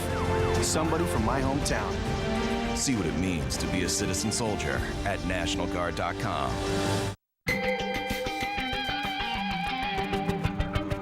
Welcome back to Maple Grove High School. The Crimson Dance team about to perform here, and we have a good football game so far. 20-13, Maple Grove leading Osseo here. John Jacobson along with Joe Moline. And Joe, something new in Minnesota high school football here in 2012, the addition of a 7th class. It's called the so-called super class, Class 6A. Both Osseo and Maple Grove will be part of this, and 32 teams that are in the 4 sections. And let's look at the sections 5 and section 6, which include a lot of local teams. Section 5 includes Blaine Brainerd, which is the only outstate school in the Class 6A, Centennial, Champlin Park, Coon Rapids, Maple Grove, and Osseo. And then in section 6, it's Eden Prairie, Edina, Hopkins, Minnetonka, Armstrong, Shakopee, Wayzata, and Minneapolis South. So first of all, your thoughts on a sixth class for a minute, or seventh class tournament. Well, I think it's an interesting way to kind of make things more fair. It might not impact actually the teams that are in the super class though, because those are the same teams that have kind of competed for championships year in and year out. The Eden Prairie, the Minnetonka, Maple Grove and Osseo would love to be in those elite teams, but Wayzata, those teams have always kind of been in the top of 5A. Now they're just in the top of 6A. Where I think it makes a big difference is in the 5A areas where a team like Bemidji or some of those schools from Rochester or even maybe a Chaska who had to play in that 5A, now they're still in 5A, but some of those higher up teams, bigger enrollments are now gone. That might open up some room for them to make it farther on in the playoffs. Class 6A is divided again 4 sections of 8 teams. They'll play on the Friday after the regular season starts, so that's a change for those teams. All the other teams in the lower classes will continue to play that Tuesday following the last Wednesday regular season game. So they get an extra 3 days of rest, all the teams. And I think a lot of coaches like that. Nobody gets a bye. Everybody plays that Friday, and you get a couple extra days to prepare for that quarterfinal. Yeah, that's what coaches are most exciting for, because that time, you never need more time to heal and to practice and get ready for your opponents than you do in the playoffs. And really, with the schedule the way it's been, you don't get that time. So now the elite teams, or at least the elite enrollments, get that time. Players can heal, coaches can design game plans for their next opponent, and that's something the coaches are really looking forward to. And here's how one thing that works differently compared to years past and all the other classes, how they will play. The top winners, the 4 winners in each of those 4 sections, then will cross for the second round. So say it's Osseo and Maple Grove, they'll cross with perhaps a Hopkins or an Edina or a Wayzata or Eden Prairie, potentially. Section 5 will play Section 6, Section 3 will play Section 4. So you get a chance for some good teams. Primarily in this case, of the teams that were in the final last year, perhaps could benefit a Wayzata and Eden Prairie, where they could both make the state quarterfinals, which if they stayed in their one section, only one could emerge. Yeah, where it really could impact Wayzata and Eden Prairie, but how about the third team, maybe a Hopkins or a Minnetonka, who now can creep up a little bit, maybe get into those top 8 teams at the end of the year, and then the seeding takes place. So once you get in the top 8 in those quarterfinals, the coaches reseed. A team like Minnetonka could get in that top 8, never having to face Eden Prairie or Wayzata, despite having to face them all season long in their conference, and then get a chance to maybe end up at the Metrodome in that Final 4 with a chance to play in Eden Prairie or Wayzata, where they had to play them 2-3 weeks earlier in the past. And then all the state quarterfinals for Class 6A will be held at the Metrodome, so it's going to be a lot of fun to watch, and I think some very good football in Class 6A. Yeah, absolutely. It's going to be great football, as it usually is. And the fun thing about it right here tonight is you're seeing 2 teams that are on the verge of taking that step. They want to be competitive with Wayzata, with Eden Prairie, the Cretin-Durham Hall teams. Mounds View wants to step up this year as well. It's really opening up. I feel like that super class this year is much more open than maybe it is in the years past. Maple Grove leads this one 20-13 over Osseo. We'll take a break and come back. Jay Wilcox will have first half highlights and more. You're watching Osseo Maple Grove football live on Channel 12. This stage is nowhere near Broadway, and none of these actors will be accepting an Oscar anytime soon. Still, they are rehearsing for something important. While they learn their lines, they're also learning teamwork, discipline, self-confidence, that everyone has a part to play. Skills that will make them stars long after the curtain falls. The National Federation of State High School Associations reminds you that when kids take part in high school activities, they get set for life. Channel 12's Community Corner puts the spotlight on your corner of the Northwest Suburbs. We want to talk about some things happening around the city of Maple Grove. New Hope's rinks are officially open. This is the spot for the Golden Valley Rotary Club. The City Council worked really hard not to have a tax increase. You can instantly upgrade your wardrobe with a few simple accessories. We're in Golden Valley today doing a little recycling.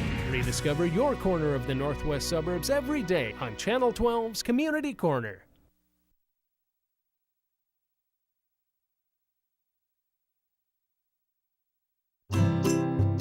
Think you found every hazard out here today?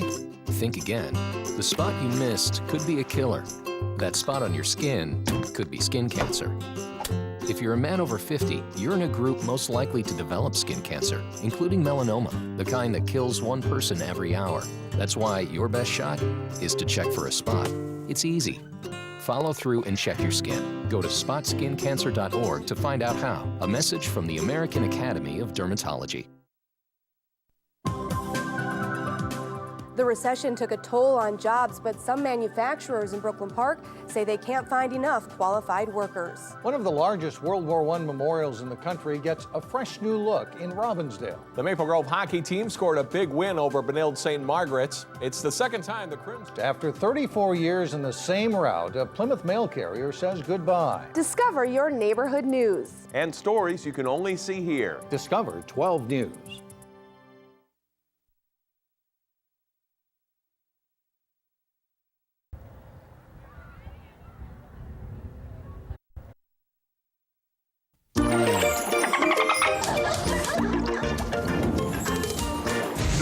Where you live. Life in the oceans depends on you.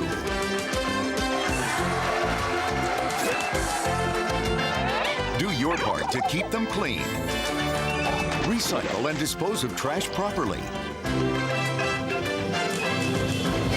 To learn what you can do, go to keepoceansclean.org. National studies show that students who participate in activities like music, sports, and drama not only have better grades and attendance, but they develop the character to handle adversity, the grace to accept defeat, and the self-confidence to start over.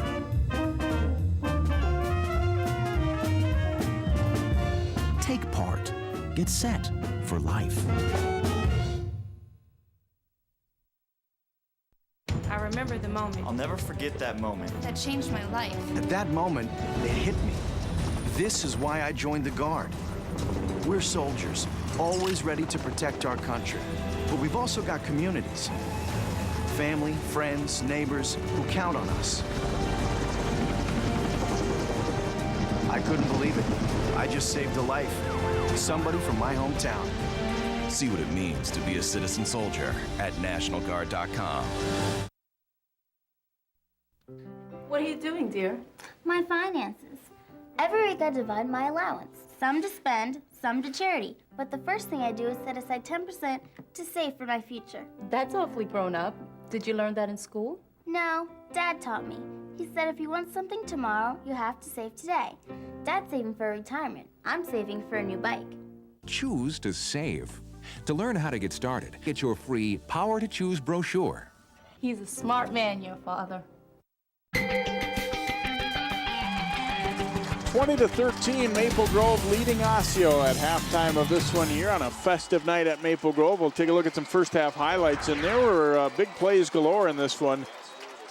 Starting out with a defensive play that got Maple Grove started in the right direction in this one, certainly.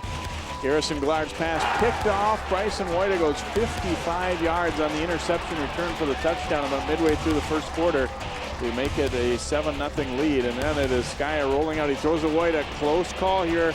Defensive player Tussler ends up with the ball eventually, but they rule it already a touchdown for White on a 35-yard pass. They missed the conversion there, 13-0. Garrison Glard hit as he throws, but gets it enough on it to Harrison Lucas, the tight end deep downfield here for Osseo, and then Cray finishing off the drive, fighting through a tackle around his head there to fight in for the touchdown. Osseo's on the board. Then big defensive play. Cray lowering the boom. They recover the fumble. Then Skya's pass picked off by Gamache, and he takes it in for the score. So each team getting an interception return for a touchdown. Osseo had all the momentum at this point, but then Maple Grove, see the pass tipped up in the air. There's the interception by Tussler, but then Maple Grove coming back. They converted on a fourth down. Then it is Wallach taking the pitch, and he gets to the outside, and nobody home for Osseo. He goes 39 yards. That came a minute 41 before halftime and put Maple Grove in the lead at the half. If you look at our first half stats, Maple Grove with the advantage offensively, and you see turnover has been a bit of a problem, and also penalties have hurt the Crimson. So we get set for our second half of play. We will return with more football here from Maple Grove High School in just a moment. Crimson 20, Orioles 13 here on 12 Sports. So many kids' activities today seem to leave out the activity part. New research tells us that just getting children to walk an extra 35 minutes a day could spare them the pain of thinning bones later in life. Encourage your kids to get up, get out, and get moving. Hello. Hey, Grandma, how about another grape soda? A public service message on building strong bones for kids from the Pediatric Orthopedic Society of North America and the American Academy of Orthopedic Surgeons.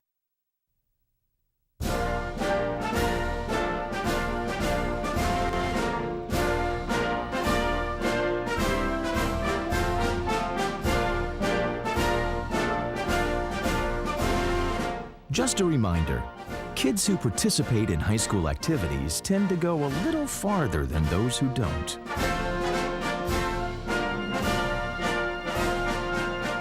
Take part. Get set for life. Maple Grove leading Osseo by 7. Let's go down to John Jacobson with Coach Lampker. Thanks, Jay. And Coach, you get 3 turnovers there in the second quarter, only 1 touchdown. Do you feel you left some points out there on the board? Yeah, that's bad. You got to get in the end zone when their defense puts you in spots like that. Hats off to our defense. They did a great job. They scored a touchdown. We gave them 1 for them. You know, we're young on offense, and we're trying to figure stuff out right now. Maple Grove's doing a good job of taking the runaway. And if you're going to have to throw the ball in the second half to beat these guys, bottom line, we've got to make some catches. We dropped the ball, and just got to make some plays here in the second half. Coach, good luck second half. Thanks. Appreciate it. Thank you. Darren Lampker and the Osseo Orioles trailing by a touchdown. They were down early, 13-0, now 20-13 as we get set for the start of the third quarter. Jay and Joe, back up to you.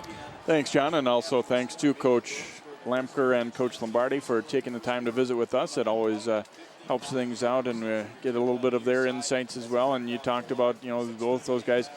Another thing we like, obviously, very honest with us. You're not going to get just the cliched answer. They're going to tell you what they think, and that's certainly something that I think the fans like to hear, and as well as us. Well, the good thing about both of them, what they're trying to do is bring not only their football teams up through the ranks, but also, you know, they know by giving us the insight they do, they bring the fans into it a lot too. The fans get to know the coaches and the players through 12 Sports, and so it is a good opportunity to talk to the coaches and get some insight on those teams. Interesting thing to come out here in the second half, I think, Jay, is Centennial, you know, was down on Osseo 25-7 in the first half.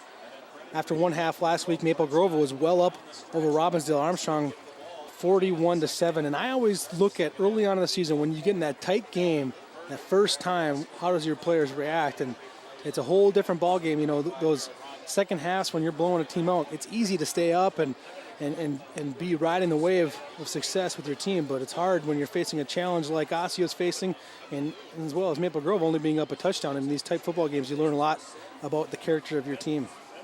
Yeah, really, I think a mixed bag. That was really reflected in what the coaches said too, and that you know, there were certainly times when they were very happy with the way things went, but then a few, you know, kind of big or head-scratching mistakes a little bit hurt them too. And as always, you have to kind of recognize that some of those are the opponent making a good play on you too. Yeah, I mean the 2 defensive touchdowns, you might, you know, say, hey, we can't let the defensive score on us. That's a mistake, but both of them were pretty outstanding defensive plays individually by those players. So you really have to give your hats off to them. And I think you kind of heard that from both coaches. Pretty pleased with the way their defense has responded throughout this game, but know that both offenses are going to have to make some big plays for the final 2 quarters for them to come out on top.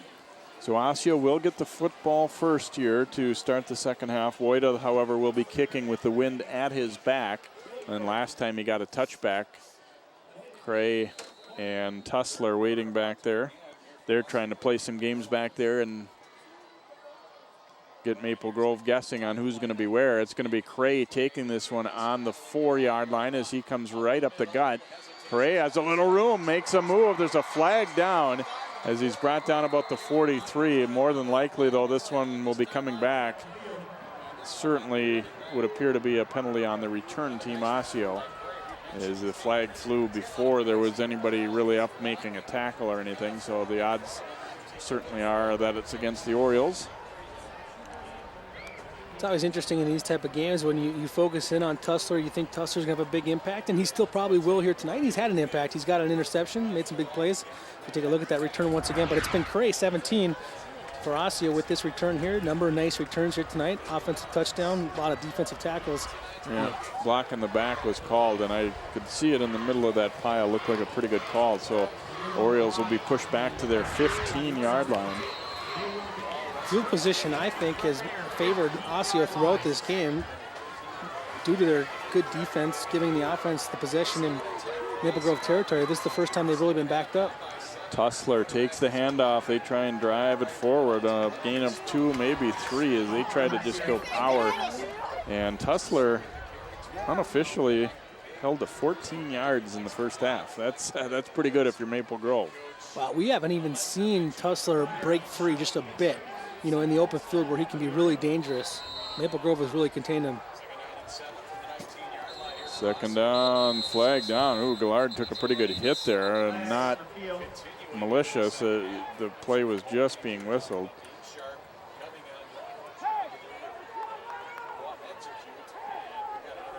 And this one will be against the Orioles, push them back 5. So they've had 2 early penalties here to start the second half. They're nearly matching Maple Grove in terms of shooting themselves in the foot with penalties.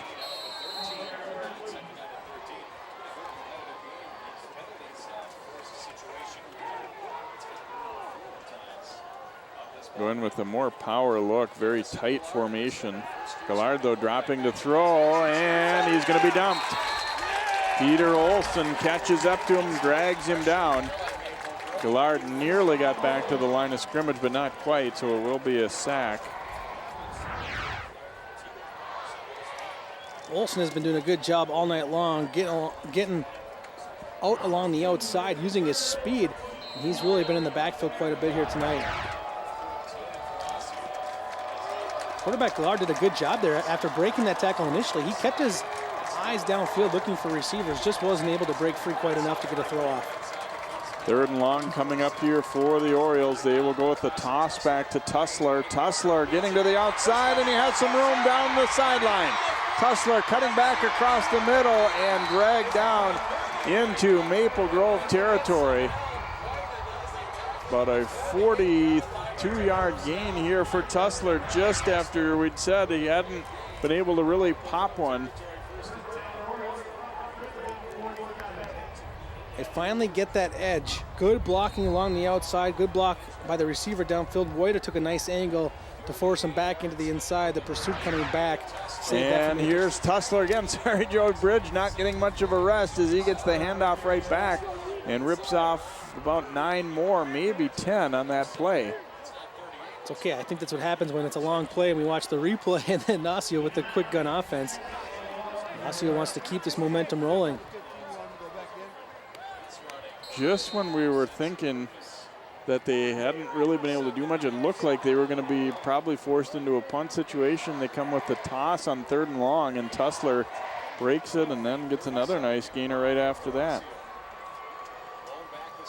Here's Gillard looking to get that first down, and he'll get it down to about the 33 or so. Is nice pickup for Garrison Gillard. You'll see on this play right here, you got Tussler off to the left, hands on his hips. He needs a break, so this is Gillard's going to call his own number and does a good job getting off tackle, getting upfield, getting another first down for Osseo. And you see Gillard's ability to take a hit and kind of push forward a little bit. Nice asset to have from your quarterback. Yeah, I think part of the reason they huddled on that last play was because Tussler was tired. Darren Lampker, as I said earlier, so honest, he's telling me during the week that Tussler sometimes when he gets tired, he said, you're a valuable decoy. We'll leave you out there even if you're not really going to do anything. First down, Gillard fakes the toss, now stepping up and running it, and he's got some space. And shoved out of bounds here by Maple Grove's Matt Andres. They'll spot him on the 25-yard line, give him about 8. Watch Gillard here. He sees Eric 20. You're going to see 20 from Maple Grove come to the inside on the pressure. Once he saw that left the outside open. Gillard took off as soon as he saw 20 bite inside. Picked up another nice positive chunk of yards off the ground. Gillard maybe not getting it done through the air in the first half, but in this 3rd quarter, he's getting it done with his feet. Osseo looking to try and battle back and maybe tie this one up. They're down 7, 20-13. Gillard, little toss out, gets it to Tussler. Struggles forward, and Bridge Tussler will have himself the first down, it looks like, here for the Orioles. The last 2 times Osseo's moved the chains now, they've gotten great yardage pickup on first down. It just makes life so much easier. Second down and short, you can just swing it out to Tussler in the flats and let him do his thing. Even if he gets tackled, you still have third down and short upcoming. Handoff goes to Tussler, and well played defensively. Maple Grove ball came loose, but at the end, let's see. I think it was down. Yes, it was. Official pointing down, saying that thing was already down. A lot of times when people watch games, Tussler's going to check out after this run. Let's take a look at it. Great pull and double team on the outside there for Osseo. Good push, even though they only picked up a yard or two. But when the momentum gets picked up, a lot of times we focus on the running back. Oh, he's really picking up momentum. But much of that momentum has to do with the way the offensive line is gelling and getting off the ball as a unit. And off to Hampton. Slamming forward here inside the 20-yard line.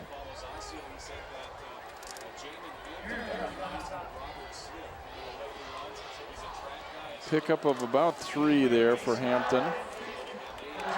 A.J. Dent got a good block down the right side, knocking down his opponent across the line of scrimmage. That opened up a pretty good hole immediately. Second level for the Crimson was up to the task, so there wasn't too much running room after that initial surge.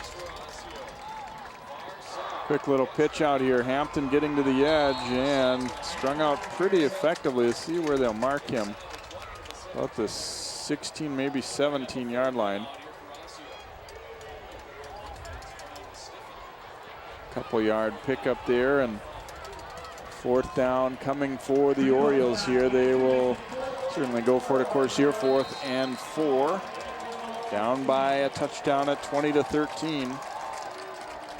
Tussler in the slot to the right side. And Osseo getting an early start here, and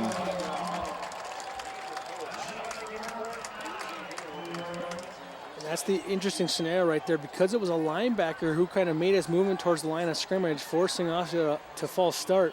It's not called in the defense. Had it been a defensive lineman with some encroachment across the line of scrimmage, it would have been a different story. It would have been a penalty on Maple Grove, but it was the linebacker stepping up there, coming on a blitz, that forced Osseo to false start, and a big penalty it is.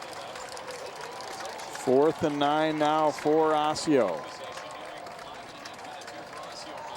Gillard looking to throw to Tussler, and the catch is made. It's Lucas will grab it at the 5-yard line. Wow, he bounced off the defender. Harrison Lucas, pretty good size. Both teams have pretty good size tight end. He's 6'1", 205, and Lucas makes his second grab of the night. Lucas makes the catch. Purdue went for kind of the high hit. They go with it quickly from the 6. There's Hampton burrowing down. Pickup of about 3 on the play. Remember, it was Cray who put the ball in the end zone on a previous possession. They're going to stick with Hampton as the tailback.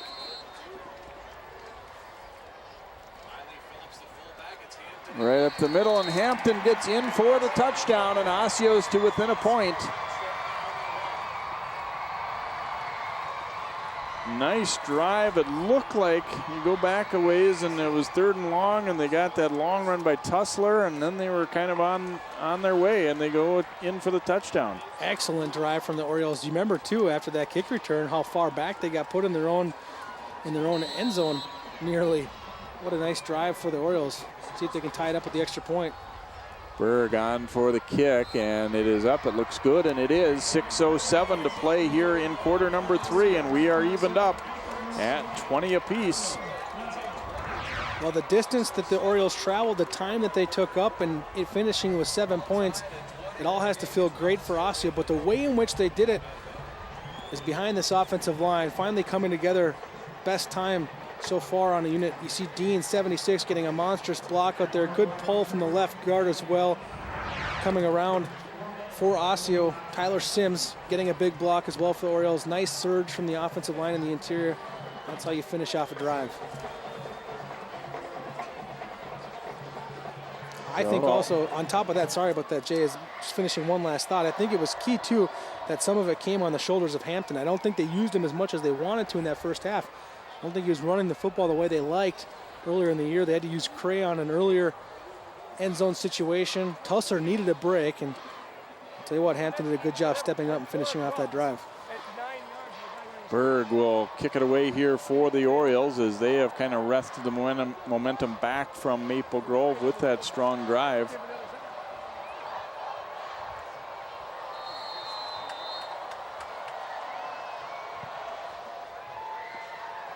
Kick heading toward Yasoski. He's going to try and play it on a bounce. Nice hands to scoop it up at the 9.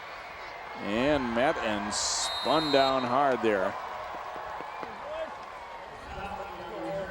So, and a little shaken up there, one of the Crimson players, Matt Cry. It's a really good job by the Osseo kickoff team by kicking that ball on a spot and getting downfield and covering that kick to put Maple Grove down inside the 20 with the wind in your face the way that they did. That's a pretty good job done by Osseo, and they've really done a good job of winning that field position battle here tonight. Hasn't resulted in more points, 20-20 score on the board, but one area of the game where they've really done a good job. No, we talked about that, Bill Hunstock and I, in the Cooper-Benilde game last week, how it's one of the last things you'd ever really talk about is kickoff placement, but it really can become a big factor, especially on a windy night like this. This isn't the NFL where you've got, virtually every kicker can put the ball in or very near the end zone. You're going to see a variety of kickoffs, and I think the teams that are able to execute that, where their kickers in sync with their coverage team and put the ball where they want to, are going to have a big advantage. Well, the reality is, at the high school level, you don't have kickers who can kick the ball high enough to get your kickoff team down the field to cover. So you have to kick it in the area to give them that opportunity to get down the field. When high school kickers get a lot of distance on their ball, they're usually taking away some of the height. And therefore, if it's returned, your kickoff team does not have the coverage downfield in time. 2nd down and 6 after that 4-yard gain. Skaya and company trying to get some momentum back going. The fullback Coyne coming in motion. They toss it out to Wojda. Complete to him, and Tussler shoves him out of bounds. Not a huge gainer there, but got the completion and picked up about 3 on that play. So 3rd down coming up here, and 3 for Maple Grove.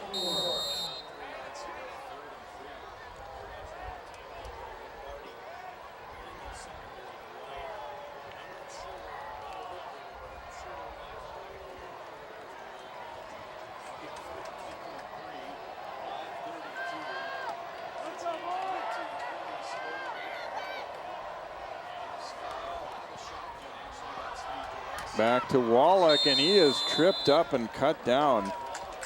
Getting to him there for the Orioles is Gamache. Looks like he's getting a pretty favorable spot. He will get the 1st down. I wasn't too sure that he had enough, but had the momentum going forward with him there as he's cut down. So Maple Grove takes 3 wide receivers, splits them out to the left. That forces Osseo obviously to cover those receivers, really spreads out that defense. And the direct snap, of course, saves you a little bit of timing. Get that ball right in the hands of your running back. He simply sprints to the right, away from much of that Osseo defense. Good call by the Crimson to convert on a big 3rd down. Well, Osseo, by converting on a 3rd down when they looked like they could be forced into an early punt, ended up scoring. Maple Grove hoping that they could get some similar momentum going their way. Delay of game is going to be the call. It's always tough in high school football when a delay of game is called, because you just don't have that clock to keep you on track. And after a 1st down, the chains get set, and it didn't seem like Maple Grove took any more time on that one than any previous play tonight. Yeah, I would agree. Sometimes just come out of nowhere. Delay game. Big penalty, though. Those are the things that have really stalled the Crimson drives here earlier in the game. They've recovered a little bit, but this one could hurt.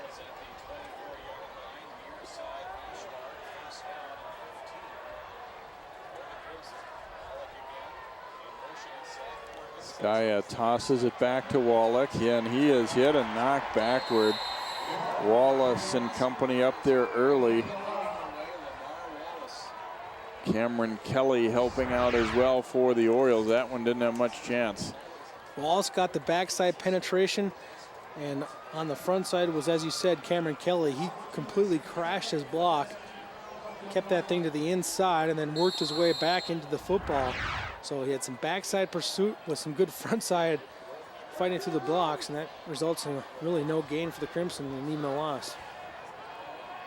Second and about 17 now for Maple Grove. Skaya sprinting out to the right, throwing on the run, and incomplete. Tussler got tangled up with the receiver there, Wida, and just going to rule incomplete and incidental contact as their feet got tangled. I don't know that Wida was really going to have much chance to get to that ball anyway, but he is, of course, feeling that he was interfered with. And these are the situations where we haven't talked about it much, is where Maple Grove is really missing their second big receiver, Winneke. Because Winneke's the big playmaker downfield. Nice, tall receiver. You know, White is going to get good possession catches, but he has Tussler all over him now. If Winneke had been in the ball game tonight, Osseo would be spread more thin trying to figure out how to cover both those dynamic receivers. Looking again, and that one again, Gamache looked like he might have got a piece of that ball too, so that would have even made it an interference call even less likely. Here's a pass completion to Wida. Goes up to get it. Gamache able to drag him down. Still obviously way short of the first down, however, as he'll get about 9.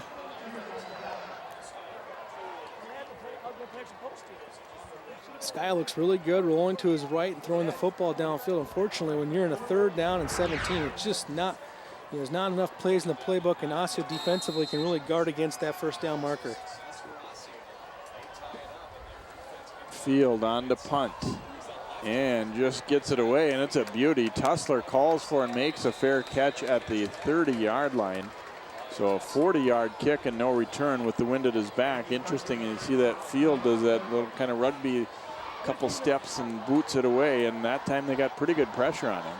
I think Tussler would like to have that one to do again. He had some room to run. That's the one that he's going to think about tonight when he goes home, regardless of how it turns out. He's been wanting breathing room all night long. He was finally going to get it. Boy, when he catches this one on 12 Sports, he's going to see that would have been a fun return to have. Coverage was not down there. I think the fact that it was a little bit deeper than he was expecting made him feel like maybe it's a ball he had to fair catch. But either way, still pretty good field position at the 30-yard line for Osseo. They've tied it up moments ago. Hampton takes the handoff. And a solid gainer there for Osseo on first down. Field making the tackle there for Maple Grove. About a 5-yard pickup.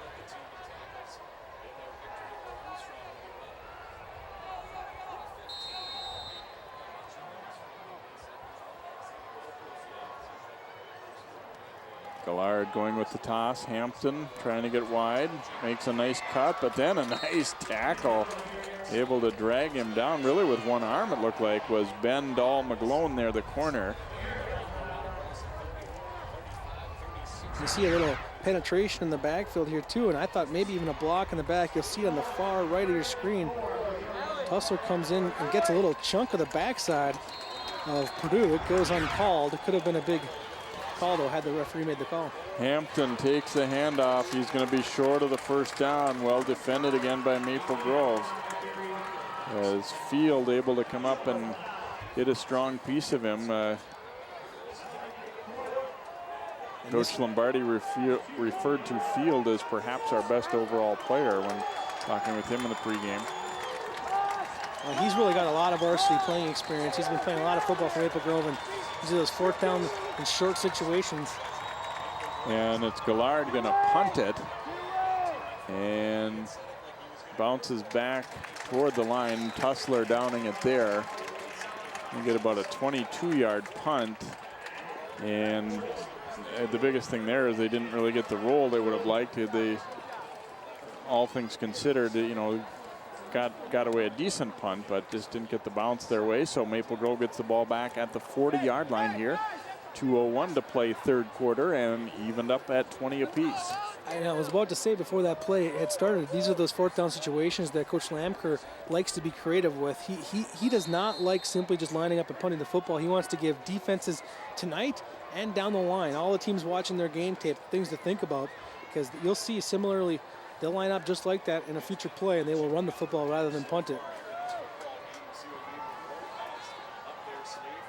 Skaya under pressure, throwing deep downfield. Whiteout is open. He has to come back for it, and he will get it for the catch. That would have been a touchdown if he'd been able to get it out there a little deeper.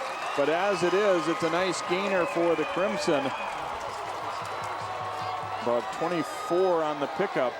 But boy, was Whiteout wide open. See the pressure from Rakeem Felder here in the backfield. 44 for Osseo, gets back there really early. That forces Skaya to hurry that pass a little bit.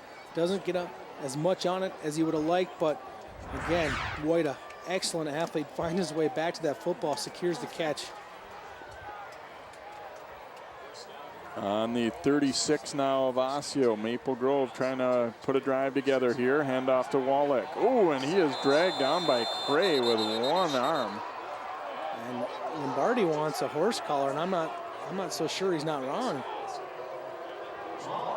I don't think he wanted a face mask. I think he wants a horse collar. As you see, Cray comes around the outside, tackles him kind of from the back. So it looks like just the back of the jersey, it looked like to me there, huh? It was jersey. You could tell from the replay he had grabbed jersey, but I think live, the coaching staff from Maple Grove definitely thought he had grabbed the shoulder pads and pulled them backwards. Well, I was going to say, if he had gotten that one, it would have been a victim of being a little too strong. He made, the way he yanked him down, it almost, the whole crowd kind of oohed and awed, but definitely appeared to be clean on that one. And we have a flag flying here, and we had 2 players moving there, it looked like, for Maple Grove. He had the tight end in motion, but the left tackle, Trey Nahowick, had a hard time staying put. Got a little false start on the left side there. And that's the kind of stuff, I mean, I feel like a broken record, but Maple Grove has had a hard time recovering from those types of penalties tonight.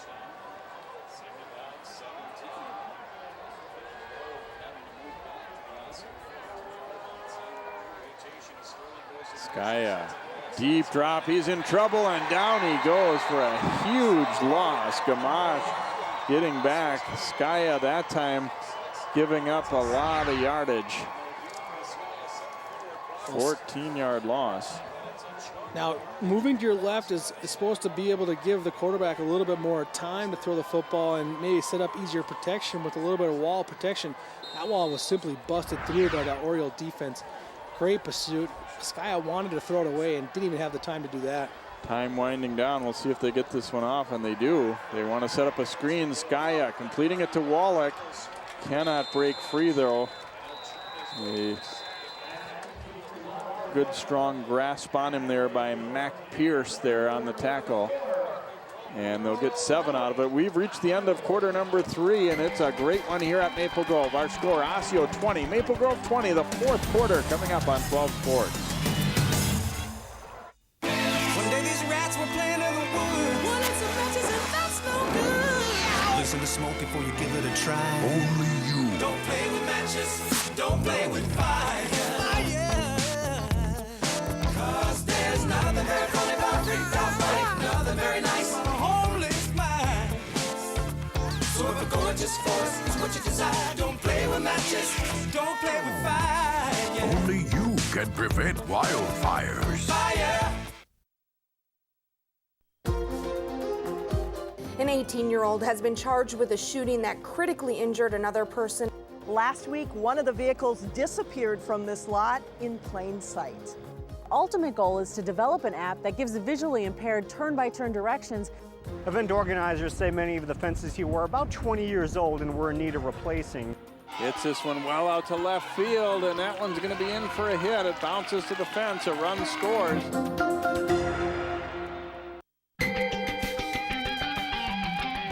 And welcome back to Maple Grove. Crimson getting set to punt as Field coming on there right near midfield, but 4th down and very long after that sack. Tussler waiting back deep. Field, low liner, and Tussler running after. He's going to come get it at the 18 and tight ropes up the sideline. And I think a lot of people probably figured that one was just going to go out of bounds. Tussler saved him about 10, 11 yards anyway on that play. Yeah, and that's actually a really big play by Tussler to come up and get that football. I don't like when I see return man let that go. Even if you're going to fall on top of it, I'm fine with that. But as you see what he does, he picks it up, gets about 10 extra yards, steps out of bounds, all while securing the football, giving his team better field position. So Orioles have put together a good drive last time. They are on their 39 here. Give it to Tussler. And stacked up, just nowhere to run right there. He will get about 2 on the play.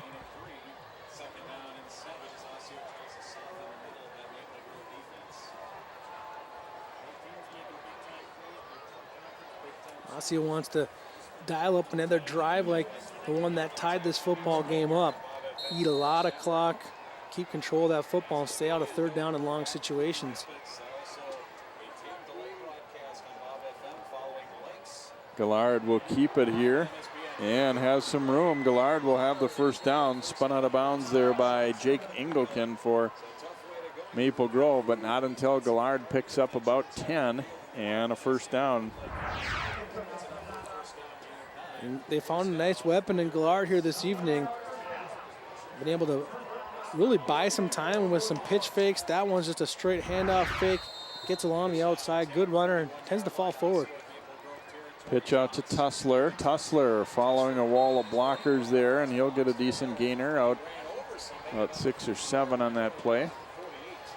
But Jay, it appears to me that, you know, a little bit as this game's gone on, I thought Maple Grove was kind of running around a little bit. A lot of speed was giving that Osseo offensive line trouble. It looks like the offensive line might be wearing down the undersized Maple Grove defense right now, or at least that's what it looks like in the last couple of possessions. Second down and 3 now for the Orioles, and they've gone to a lot of fullback, a lot of eye sets too. Here's Tussler. This time is going nowhere. Eric getting there from the outside. He just had a free rein to come up and make a tackle, and he did it. And that's key. Backside linebackers are key. If you can get a good read and know that the reverse isn't coming your way, you can chase down that ball and make a big play at the line of scrimmage, because someone's unaccounted for in that run blocking scheme, and that time it was Eric, and he made the play. So third down for the Orioles. Gillard's going to tuck it and go around the edge, and looks like he'll have the first down as he collides there with the defensive player Engelken, but he will pick up the first down into Crimson territory. Got about 7 on that play, so the threat of the run up the middle is there, and then Gillard getting to the edge. Well, when your quarterback is running the football, you have one extra blocker, because usually in a typical offense, you hand the ball off, your quarterback's free, not usually blocking, not doing anything. But if he's the runner, those running backs are able to at least carry out a fake, take on a linebacker, and pick up a block. From the Crimson 45 now, Gillard dropping to throw. Rush coming, and he'll tuck it and pick up a couple yards on the play, dragged down by Emmanuel Eric there. Well, they've got Coach Lampert told us we might expect this. We got 18 carries for Tussler, 13 for Hampton, and now 11 for Gillard. So, as good as Tussler is, they know that they're going to have to use him as a decoy on some plays and as a blocker. He's a tremendous blocker as well. And I think Gillard, might not be as accurate as they would like passing the football, but his decision-making when to tuck the football has been pretty good tonight. And we're going to have a timeout taken, I believe, here. Osseo will use a timeout. Second down and 8 play coming up. Momentum is kind of going back and forth in this one. We're really a little bit more with Osseo right now. And look across the way at the Oriole mascot there. And as you would expect to see, a very nice crowd. It's always kind of strange on that first night of the season. You don't know what to expect because school hasn't started yet. It's Labor Day weekend and everything, and now you kind of settle in here for week number 2. Yep, absolutely. The parents, the kids, they had that first week of school back, and everyone gets back into the mix of what you do in a fall, and that's pretty much you set into that family routine. And one of the great parts of the routine is heading out to the game on a Friday night after a long week. It hasn't really gotten a lot of attention, but you talked at halftime, you and John talked about 6A and the new class, but one thing a little different regular season-wise, Northwest Suburban Conference this year going to 2 divisions. So Osseo and Maple Grove are actually not in the same division. It doesn't really change the fact that they're great rivals and everything, but they're not competing for the same division title really in this season. Maple Grove's in the larger school division and Osseo falling slightly into the smaller school division where a lot of people feel they have a decent chance to at least compete for the title. Here's Tussler, runs over one of his own guys and then is knocked down. Tussler won that first battle. The only problem was it was with one of his linemen. Yeah, and then the insertion of Totino Grace into the conference too. I mean, it makes the conference even stronger than it already was. You saw Tussler, nice shoulder shrug, and not a lot of room to run there. The Crimson defense responding well, and this is where the Crimson defense has been in a much better position. When they can force Osseo into that third down and long, it's advantage to the defense, and Osseo will need to respond. 3rd down and 8 here for the Orioles. Their most effective thing has been to run the football. They're going to throw for it here. Pass complete. Gets it to Medke, but way short of any first down possibility there, as he only got about 3 on that completion, and it'll bring up a 4th down, and they'll be going for it again here on 4th down and 5. I think the way Lamker wanted to deal with that situation was, you know, throw it short. You might be able to get that first down off a broken tackle, but they knew they were going to go for it on 4th. Why not give yourself a better chance by at least picking up an easy couple of yards?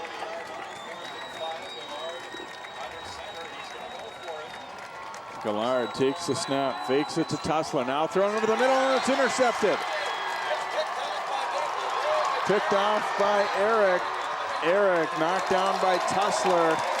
And a big interception there by Emmanuel Eric for Maple Grove.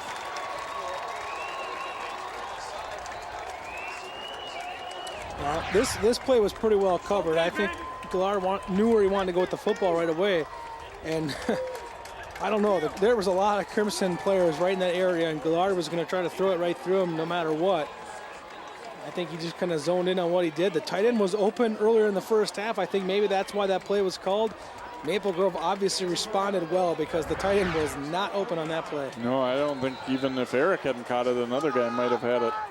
They're going to toss it out to Woida out in the flat. Woida trying to get away. Flag down. Cray spins him to the turf.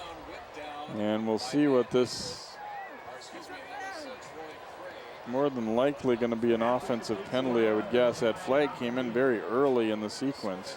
I mean this as a total compliment, but Cray plays football like a maniac out there. I mean, it is great. I mean, I love it. He almost was in that passing lane. Had he maybe anticipated that was the play, he would have had a pick 6. Take it out, take a look. 17 is in the passing lane.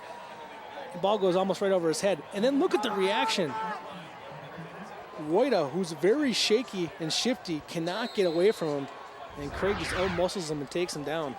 Holding play there. And, you know, we might look, that pass was really a lateral, and looking at it again. And don't be too shocked if at some point, if not tonight, at least this season, that you see Woida throw the ball out of that sequence. You throw it out into the flat. It certainly appeared to be a backward pass there, lateral. And now Wallach taking the direct snap here. And that'll go nowhere. Wallace and Cray both there, and Wallace is fired up as they bring him down in a hurry. And gonna lose about a yard on the play. Alex Peterson, or excuse me, Troy Williams, another one on the inside there that is simply not moved by the Maple Grove offense. They couldn't get the nose guard off the ball. No movement at all. Osseo defense pretty tough up the middle, proving it again on that play. Skaya dropping out to Woida, bounces off the first hit, but just a lot of white jerseys there. He'll only get a couple on the play.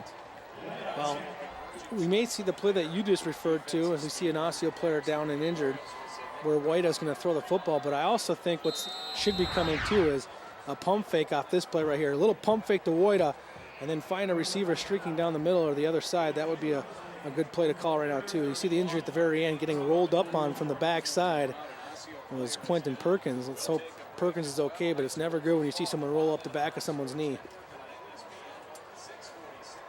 Yeah, you watch 16 right there, and the guy's coming. Oh, they fall into the side of the leg. That's the boy, a fairly high percentage of injuries to the lower legs are on plays like that, and it's nobody's fault really. It just, you're kind of wrong place, wrong time.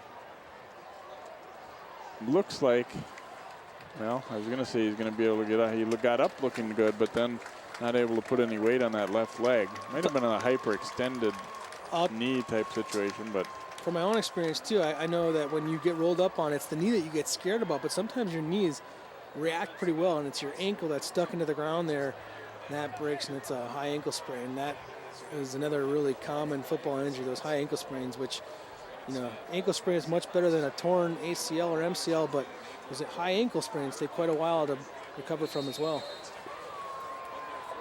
3rd and long. Skya will work out of the shotgun now.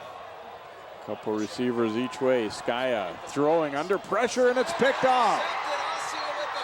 Nice job by Seelock to haul that one in, and again the pressure was just getting to Skya, and he's picked off for the 3rd time tonight.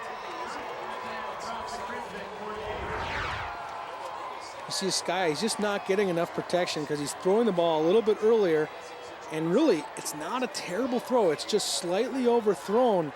His receiver couldn't get up high enough. It's a tough play. Skya, not with all that much height himself, to see over the defense and his offensive line. Ball sails on him a little bit. The pressure from Osseo possibly resulting in another turnover. Gamache getting there to get the hit on him. Here's the handoff to Tussler. Tussler keeps those legs driving. He was dragging a tackler, Ayers, with him. And that's going to be a pickup of 8 for Bridge Tussler. See, pretty good push up front though too, to lead him through. Martin Olson there getting a good block in, and then Ayers just hanging on.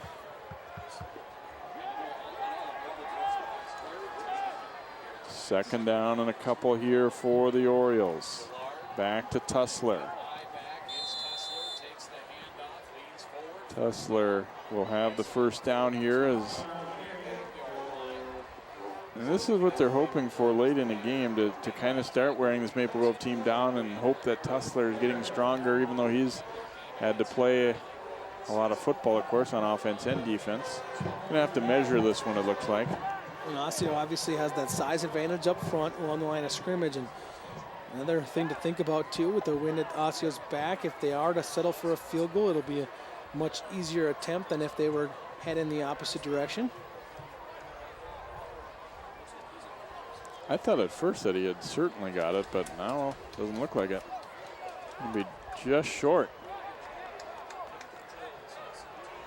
Getting late enough in the game here where you start thinking about how many more times with the ball are we going to have here. We just passed the halfway point of the 4th quarter. Well, Osseo has to treat this possession, I think, like it's possibly their last. So it's almost like you got to put points on the board no matter what, and you really want to make it 6.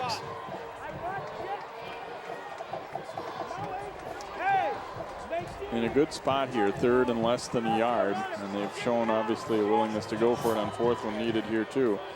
If you just want to keep positive, don't go backward here, keep things moving forward.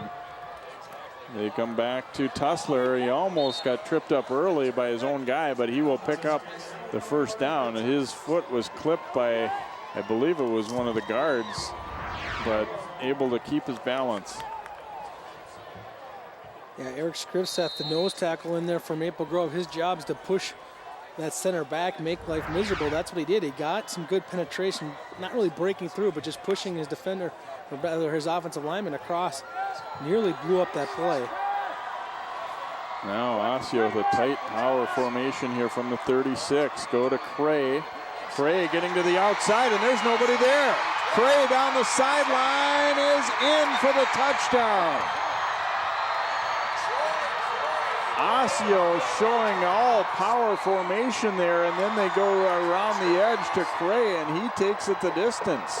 36 yards. You said it, Jay, the all-power formation. Everybody's tight, double tights. There's no wide receivers out there, so there's no defensive backs out along the outside to help out.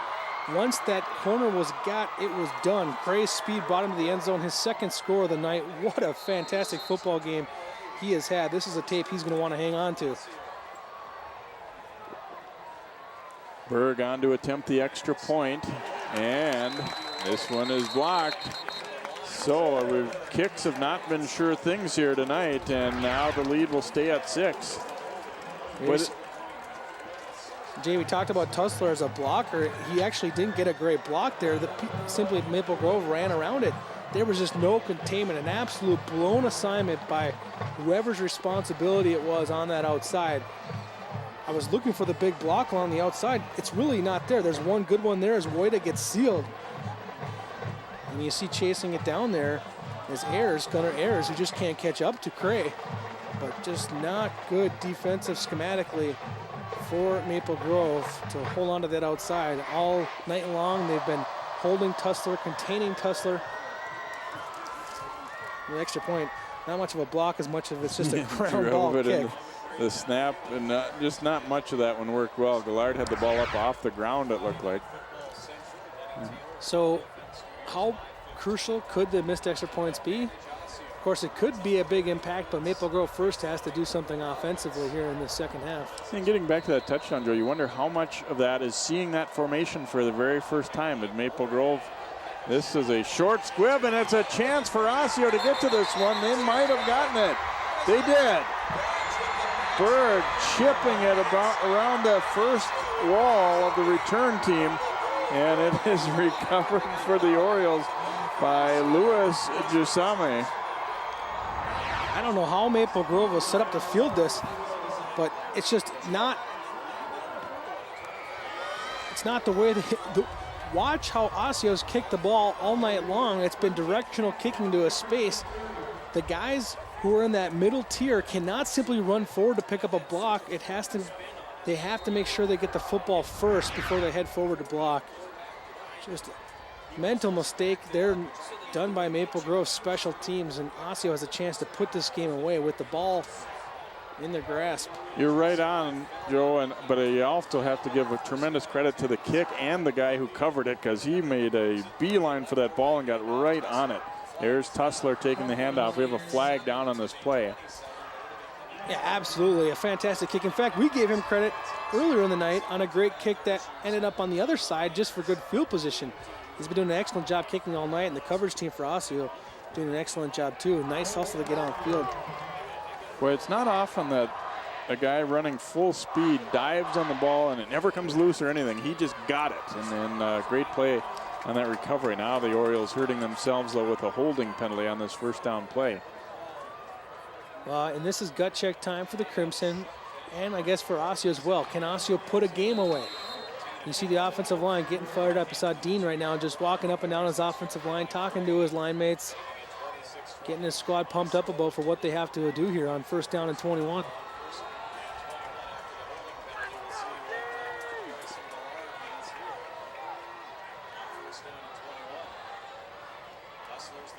Gillard will keep it.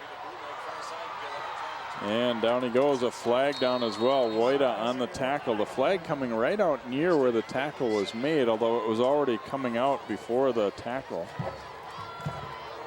We're going to have a flag apparently on Osseo. This one might possibly be declined. Yeah, I thought about that too, but I think with the way the game is, the field position, I think you just keep pushing them back. Yeah, it's going to be another hold. Yeah, you're right. If it was a 5-yarder, maybe, but I think with the hold, you're going to have to take it.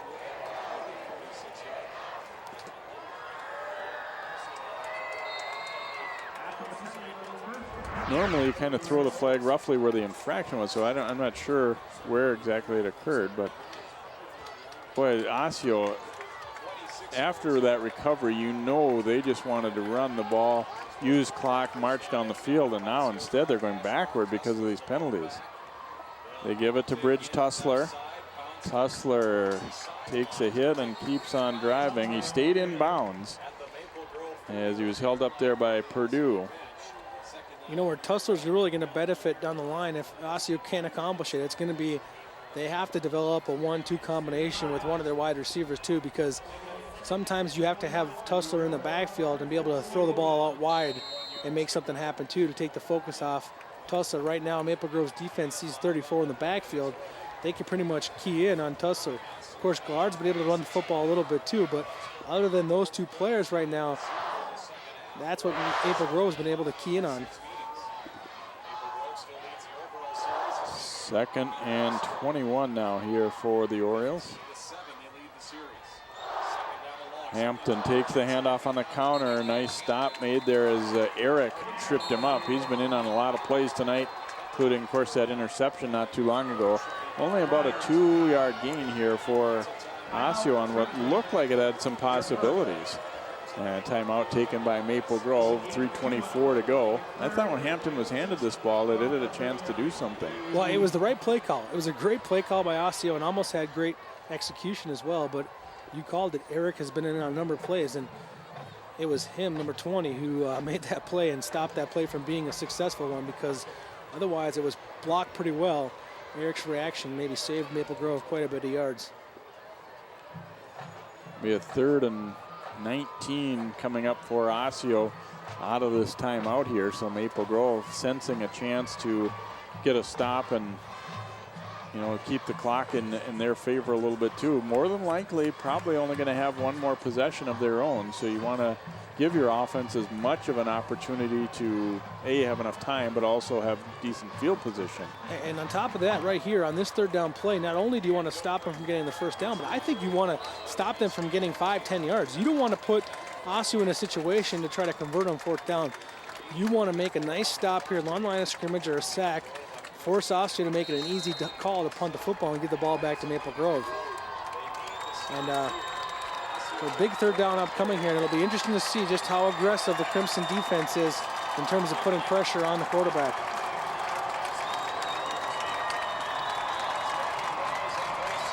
Maple Grove fans into it. Here's Gallard dropping to throw, all day to throw, deep down the middle into traffic and incomplete as he went for Kittleson.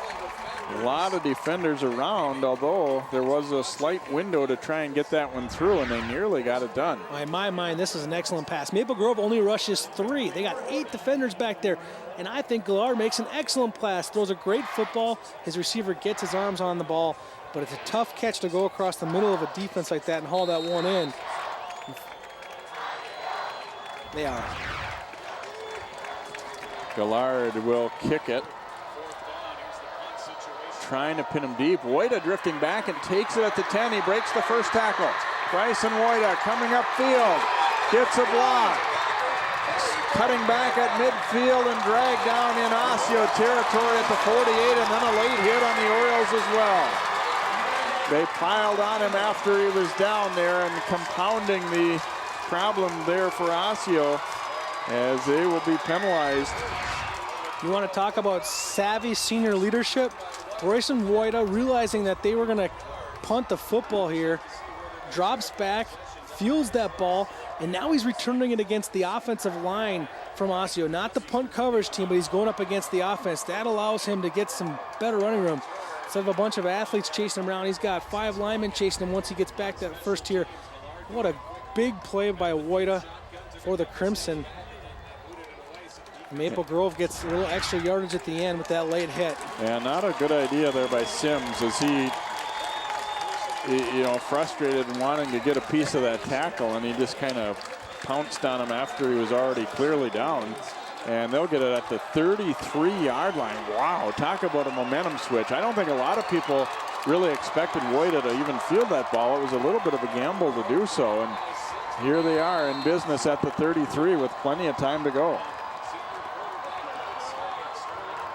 Skaya swinging it out. Wallach doesn't have the football anymore. It's going to be an incomplete pass. Recovered by Maple Grove anyway there by Eric Olson, but it's just going to be an incompletion. Never really had it. Watch the lateral, though. It's backwards. Osseo wanted that call. Maple Grove still got the football, but it would have been a loss of about 5 yards, 6 yards. And also would have kept the clock going. This way they get the clock stopped, so maybe a bit fortunate there. That's always a real tough one to see. You're asking these high school officials to make a real tough call, and it's not an easy one, that's for sure. So 2nd down and 10, an eventful incompletion there, if you will, for Maple Grove. Skaya will hand it off. Yasoski has a head of steam, Ooh, a saving tackle maybe there as just getting around the ankles for the Orioles was Brecht.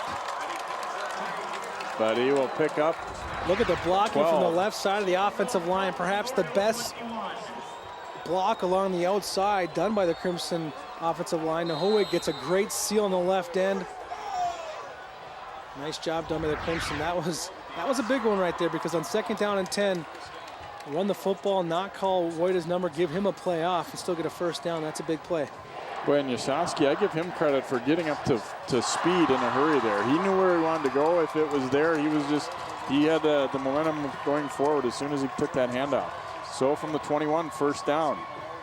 Counter goes to Wojda, and he is wrapped up. Pretty well defended by Osseo as Tim Gervin wrapping him up high. Gervin does a great job of just staying home here. All the flows going to the other side. He does a great job pushing his blocker in. He realizes something's off here. I'm not getting blocked. Stays at home, makes the tackle. Loss of a couple on that play. Pretty big defensive play for Osseo. We go under 2 minutes to go now. 2nd and 12. Down by 6 is Maple Grove. Skya rolling to the right. Forced way deep by Wallace, and he's going to throw it away. And Osseo wants an intentional grounding, and they're going to get it. Flag comes out. Well, the key here is Skya doesn't get the ball back to the line of scrimmage. It simply goes right down to the turf. He's broke the pocket. What he needs to do is float that ball high and out of bounds. Instead, it goes down against the turf, and unfortunately for Skya and the Crimson, it's going to send them back some yardage as well as getting the incomplete pass. Yeah, I think if you, like you said, if you just float this one into the bench, they're going to give you the benefit of the doubt, but he threw this one right at the ground. And there's no receiver there either to help him out. There's no one in the area. Well, Skya will learn a tough lesson right there, but loss of down too. Now, what kind of play do you have in the arsenal? 3rd down and 28. Chunk it in half. You basically got to get 14 yards twice if you're the Crimson.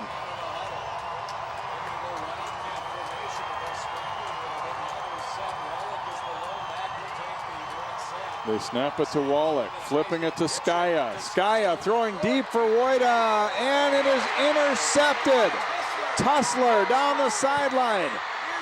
And he is caught and dragged down there by Maple Grove's Mitch Engel. Little razzle-dazzle there, and it looked like it might be open briefly. The receiver actually ran into a defensive player as well. Well, here's why this is a tough throw by Skya. He's going to his left rather than his right. It would have been perfect if he didn't have to turn his body, but he's under pressure, has to turn his body, and just has to take a chance.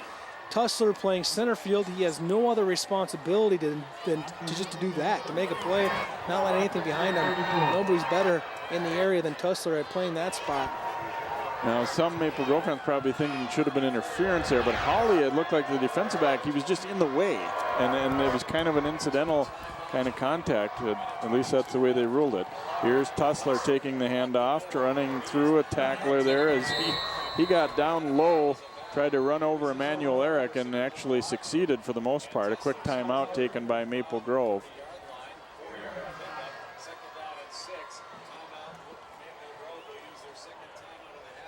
If I'm a diehard Crimson fan, I want that pass interference call, but looking at it objectively, it was just a smart play by the defender, taking the running room away, simply kind of cutting him off, knowing that he had Tussler back there to support.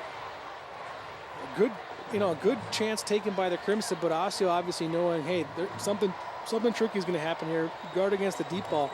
And the only thing I could have said, it would have been interesting had Skya been on the other side of the field, taking it, running left or right, and not having to shift his body to throw that football. You don't get much power on that throw that way. And of course, he was under a lot of pressure too and just had to get rid of it. Osseo trying to seal it away here.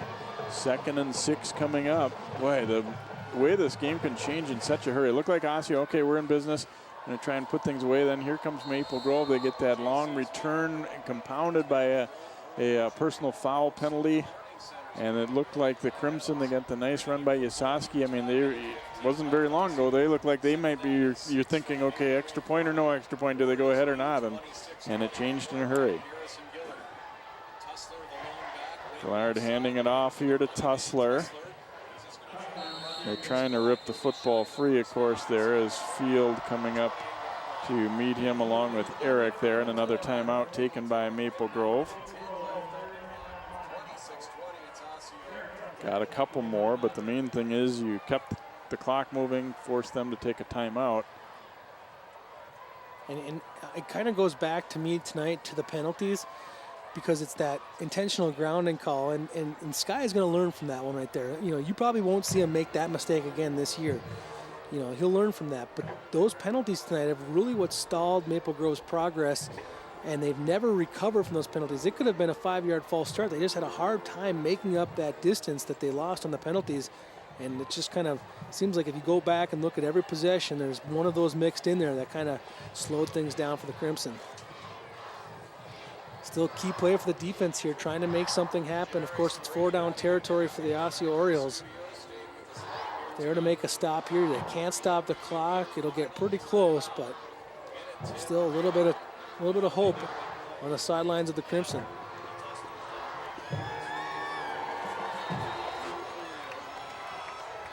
Hustlers run the ball 25 times here tonight now. Make it 26. Hustler, they're trying to keep that pile moving there. They won't get the first down. The clock will keep running here under a minute. And that's where you need a defensive injury. Someone needs to cramp up.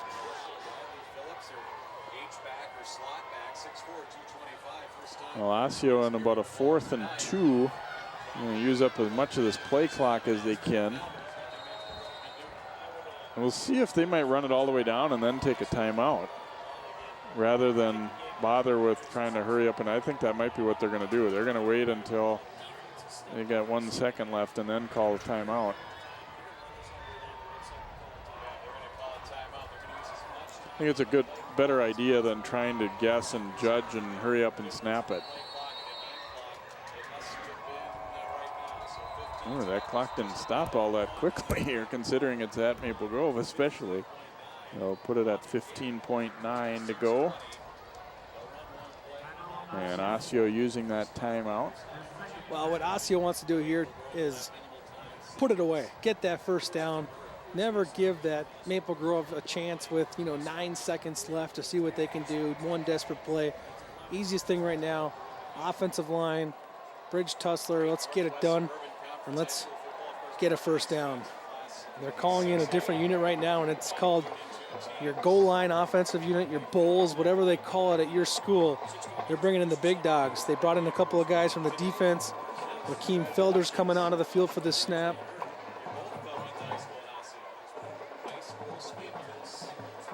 Sounds as though they saw the same thing I did, that the clock didn't stop all that quickly, and they're going to add a little time back on, put it back to 18, which I think is about right. You never know, could make a difference.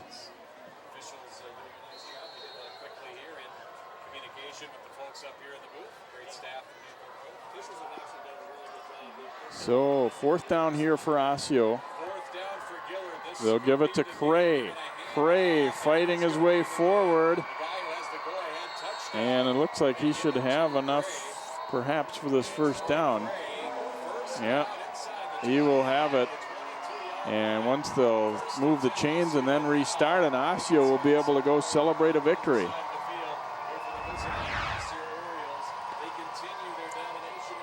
Good run along the outside. Excellent block. Boy, they got a good block on the outside. And Cray, I think it's pretty fitting for him to get that run. I think he had a big night. Joel Jacobs got the big block on the outside. They made that first down happen. So the clock will tick down towards 0, and it was not easy, but Osseo is going to score a road win and continue their recent success against Maple Grove in this series with a 26-20 win. Heck of a battle here. I mean, at various times tonight, Joe, you thought one team, well, okay, now they're in business. It's their turn. They're going to get it. And some big plays back and forth, a lot of penalties, which were certainly factors as well, but Osseo able to pull it out. Yeah, just a great football game. Boy, this was a fun one to be a part of here tonight, and the series continues to get more and more intriguing each and every time these two teams face off against each other. And in previous years, it's been easy to say, hey, these two teams might see each other in section playoffs. Obviously, this year, The super section's a little bit different. We don't know. It still could happen. These two teams could see each other again. Osseo gets the better. And I think I go back to one thing that both these coaches kind of has said, I want to get this week over with, because once this one's over with, then it's time to focus on the rest of the schedule. They both have bigger aspirations than just knocking off their crosstown rival. We will take a break. We'll be hearing from some of the victorious Orioles with John Jacobson in just a moment here. A great football game tonight, 26-20. Osseo over Maple Grove. Our coverage continues on 12 Sports after this timeout. This isn't Madison Square Garden. These drills probably won't make anyone a #1 draft pick. But these players are practicing for something important.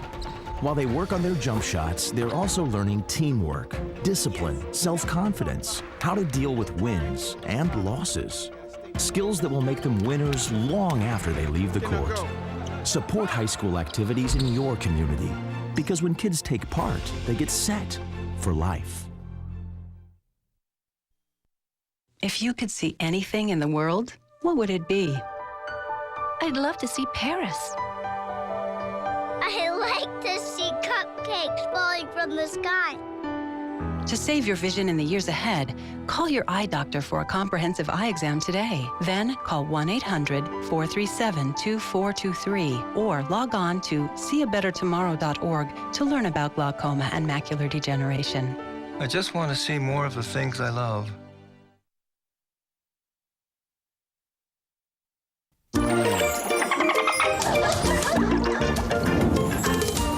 No matter where you live, life in the oceans depends on you.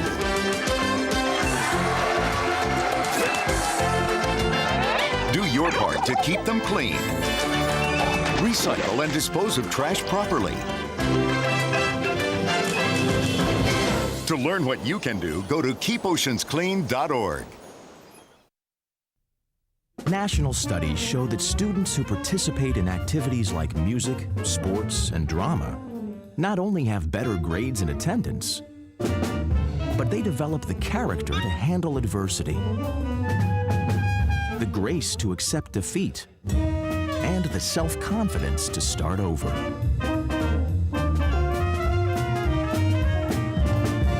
Take part. Get set for life.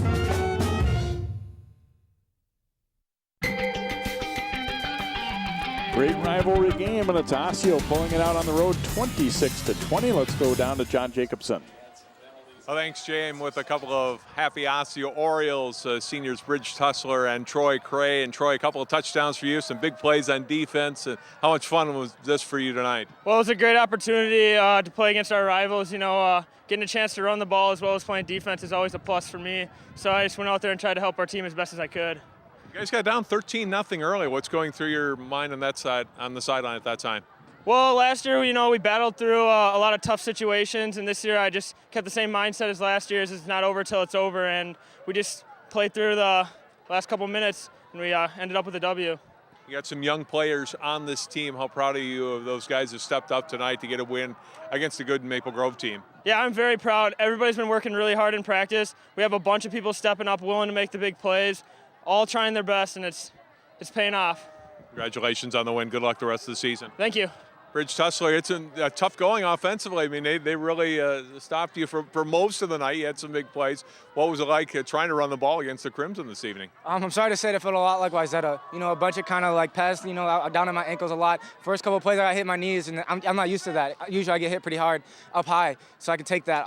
It was very frustrating. I felt like I kind of didn't become a leader for a while. I kind of gave up a little bit, just on me, not on the team, but on me. And I have to work on that. And I also got to work on my leg strength. I felt like last year I had a pretty good year. Maybe I didn't work as hard. And even though now it might be too late, but I'm still going to try. So I pretty much want to work on from here on out, becoming a better leader. Well, you did make the big play on defense, getting an interception late. Tell me what you saw on that play as the ball's coming up in the air. Bryson Wetter, he's been kicking my butt on, we call it a 9, but a post route. He comes across the middle. And I saw Blake Skya, their quarterback, in that slot position in the first half. And I knew he was the quarterback, and I knew, you're not going to run it to the quarterback side. He's your quarterback, And so I knew he was going to get the ball and throw it. I didn't know where. Bryson went middle. I figured, we're up, let him catch it in front of me. Holly made a great play by breaking it up in the beginning. The ball just happened to fall for me. You know, God led me to that path, caught it, and I just ran. Made sure I held on to the ball because the line crew always says hold on to the ball at the end of the game, and that's pretty much what happened. 2-0 start to begin the season. How does this set up the rest of your year, getting 2 wins out of the gate? I don't want to say that was our biggest game, but it was a big win. You know, I don't think we knew how big that game was until halftime, or maybe even before, maybe even after that. So from here on, this is way more confidence. We're down 13-0, and a lot of these guys are young. Only a couple of us played when we were down 21-0 to Blaine. So now that we all know what it feels like to be down 2 possessions, now we all can kind of get that confidence to realize the game's not over, like Troy said, until it's actually over, until there's zeros across the time clock. So I feel like right now this is a big booster. Gave us all, I think this is the biggest experience booster. So that's pretty much what I think we learned from this game. Enjoy this one. Good luck the rest of the way. Thank you, sir. All right, great win for the Osseo Orioles, coming back, and they pull it out by a final score of 26-20. Jay and Joe, back up to you for some final thoughts. John, and tell you what, not just good football players, those guys are pretty good speakers down there too. Yeah, and you're seeing a commitment to leadership from Bridge Tussler, and I think that has to be a real welcome experience to listen to for this coaching staff when they catch wind of this interview, because you're looking at a guy who's coming off a victory, but he has the kind of perspective to look at it and say, hey, I kind of let my team down a little bit in that first half. I think I could have maybe kept us from going down 13-0, but we still bounced back. These young guys learned a lot from it, and then he learned something as well within himself. So a great victory for Osseo, and then maybe some good learning lessons to come out of it. And for Maple Grove, a lot of good things tonight. Just a couple things didn't go their way in the big times. A great rivalry game, but Osseo pulls it out, so they've now won 6 of 7 in the series here against the Crimson. Well, we certainly hope you've enjoyed tonight's game. It's been an interesting one, and best of luck to the teams throughout the rest of the regular season here as well. Osseo moves to 2-0. Maple Grove falls to 1-1. For Joe Moline, John Jacobson, and all of our 12 Sports crew, I'm Jay Wilcox. Once again, your final score in this one, Osseo 26, Maple Grove 20.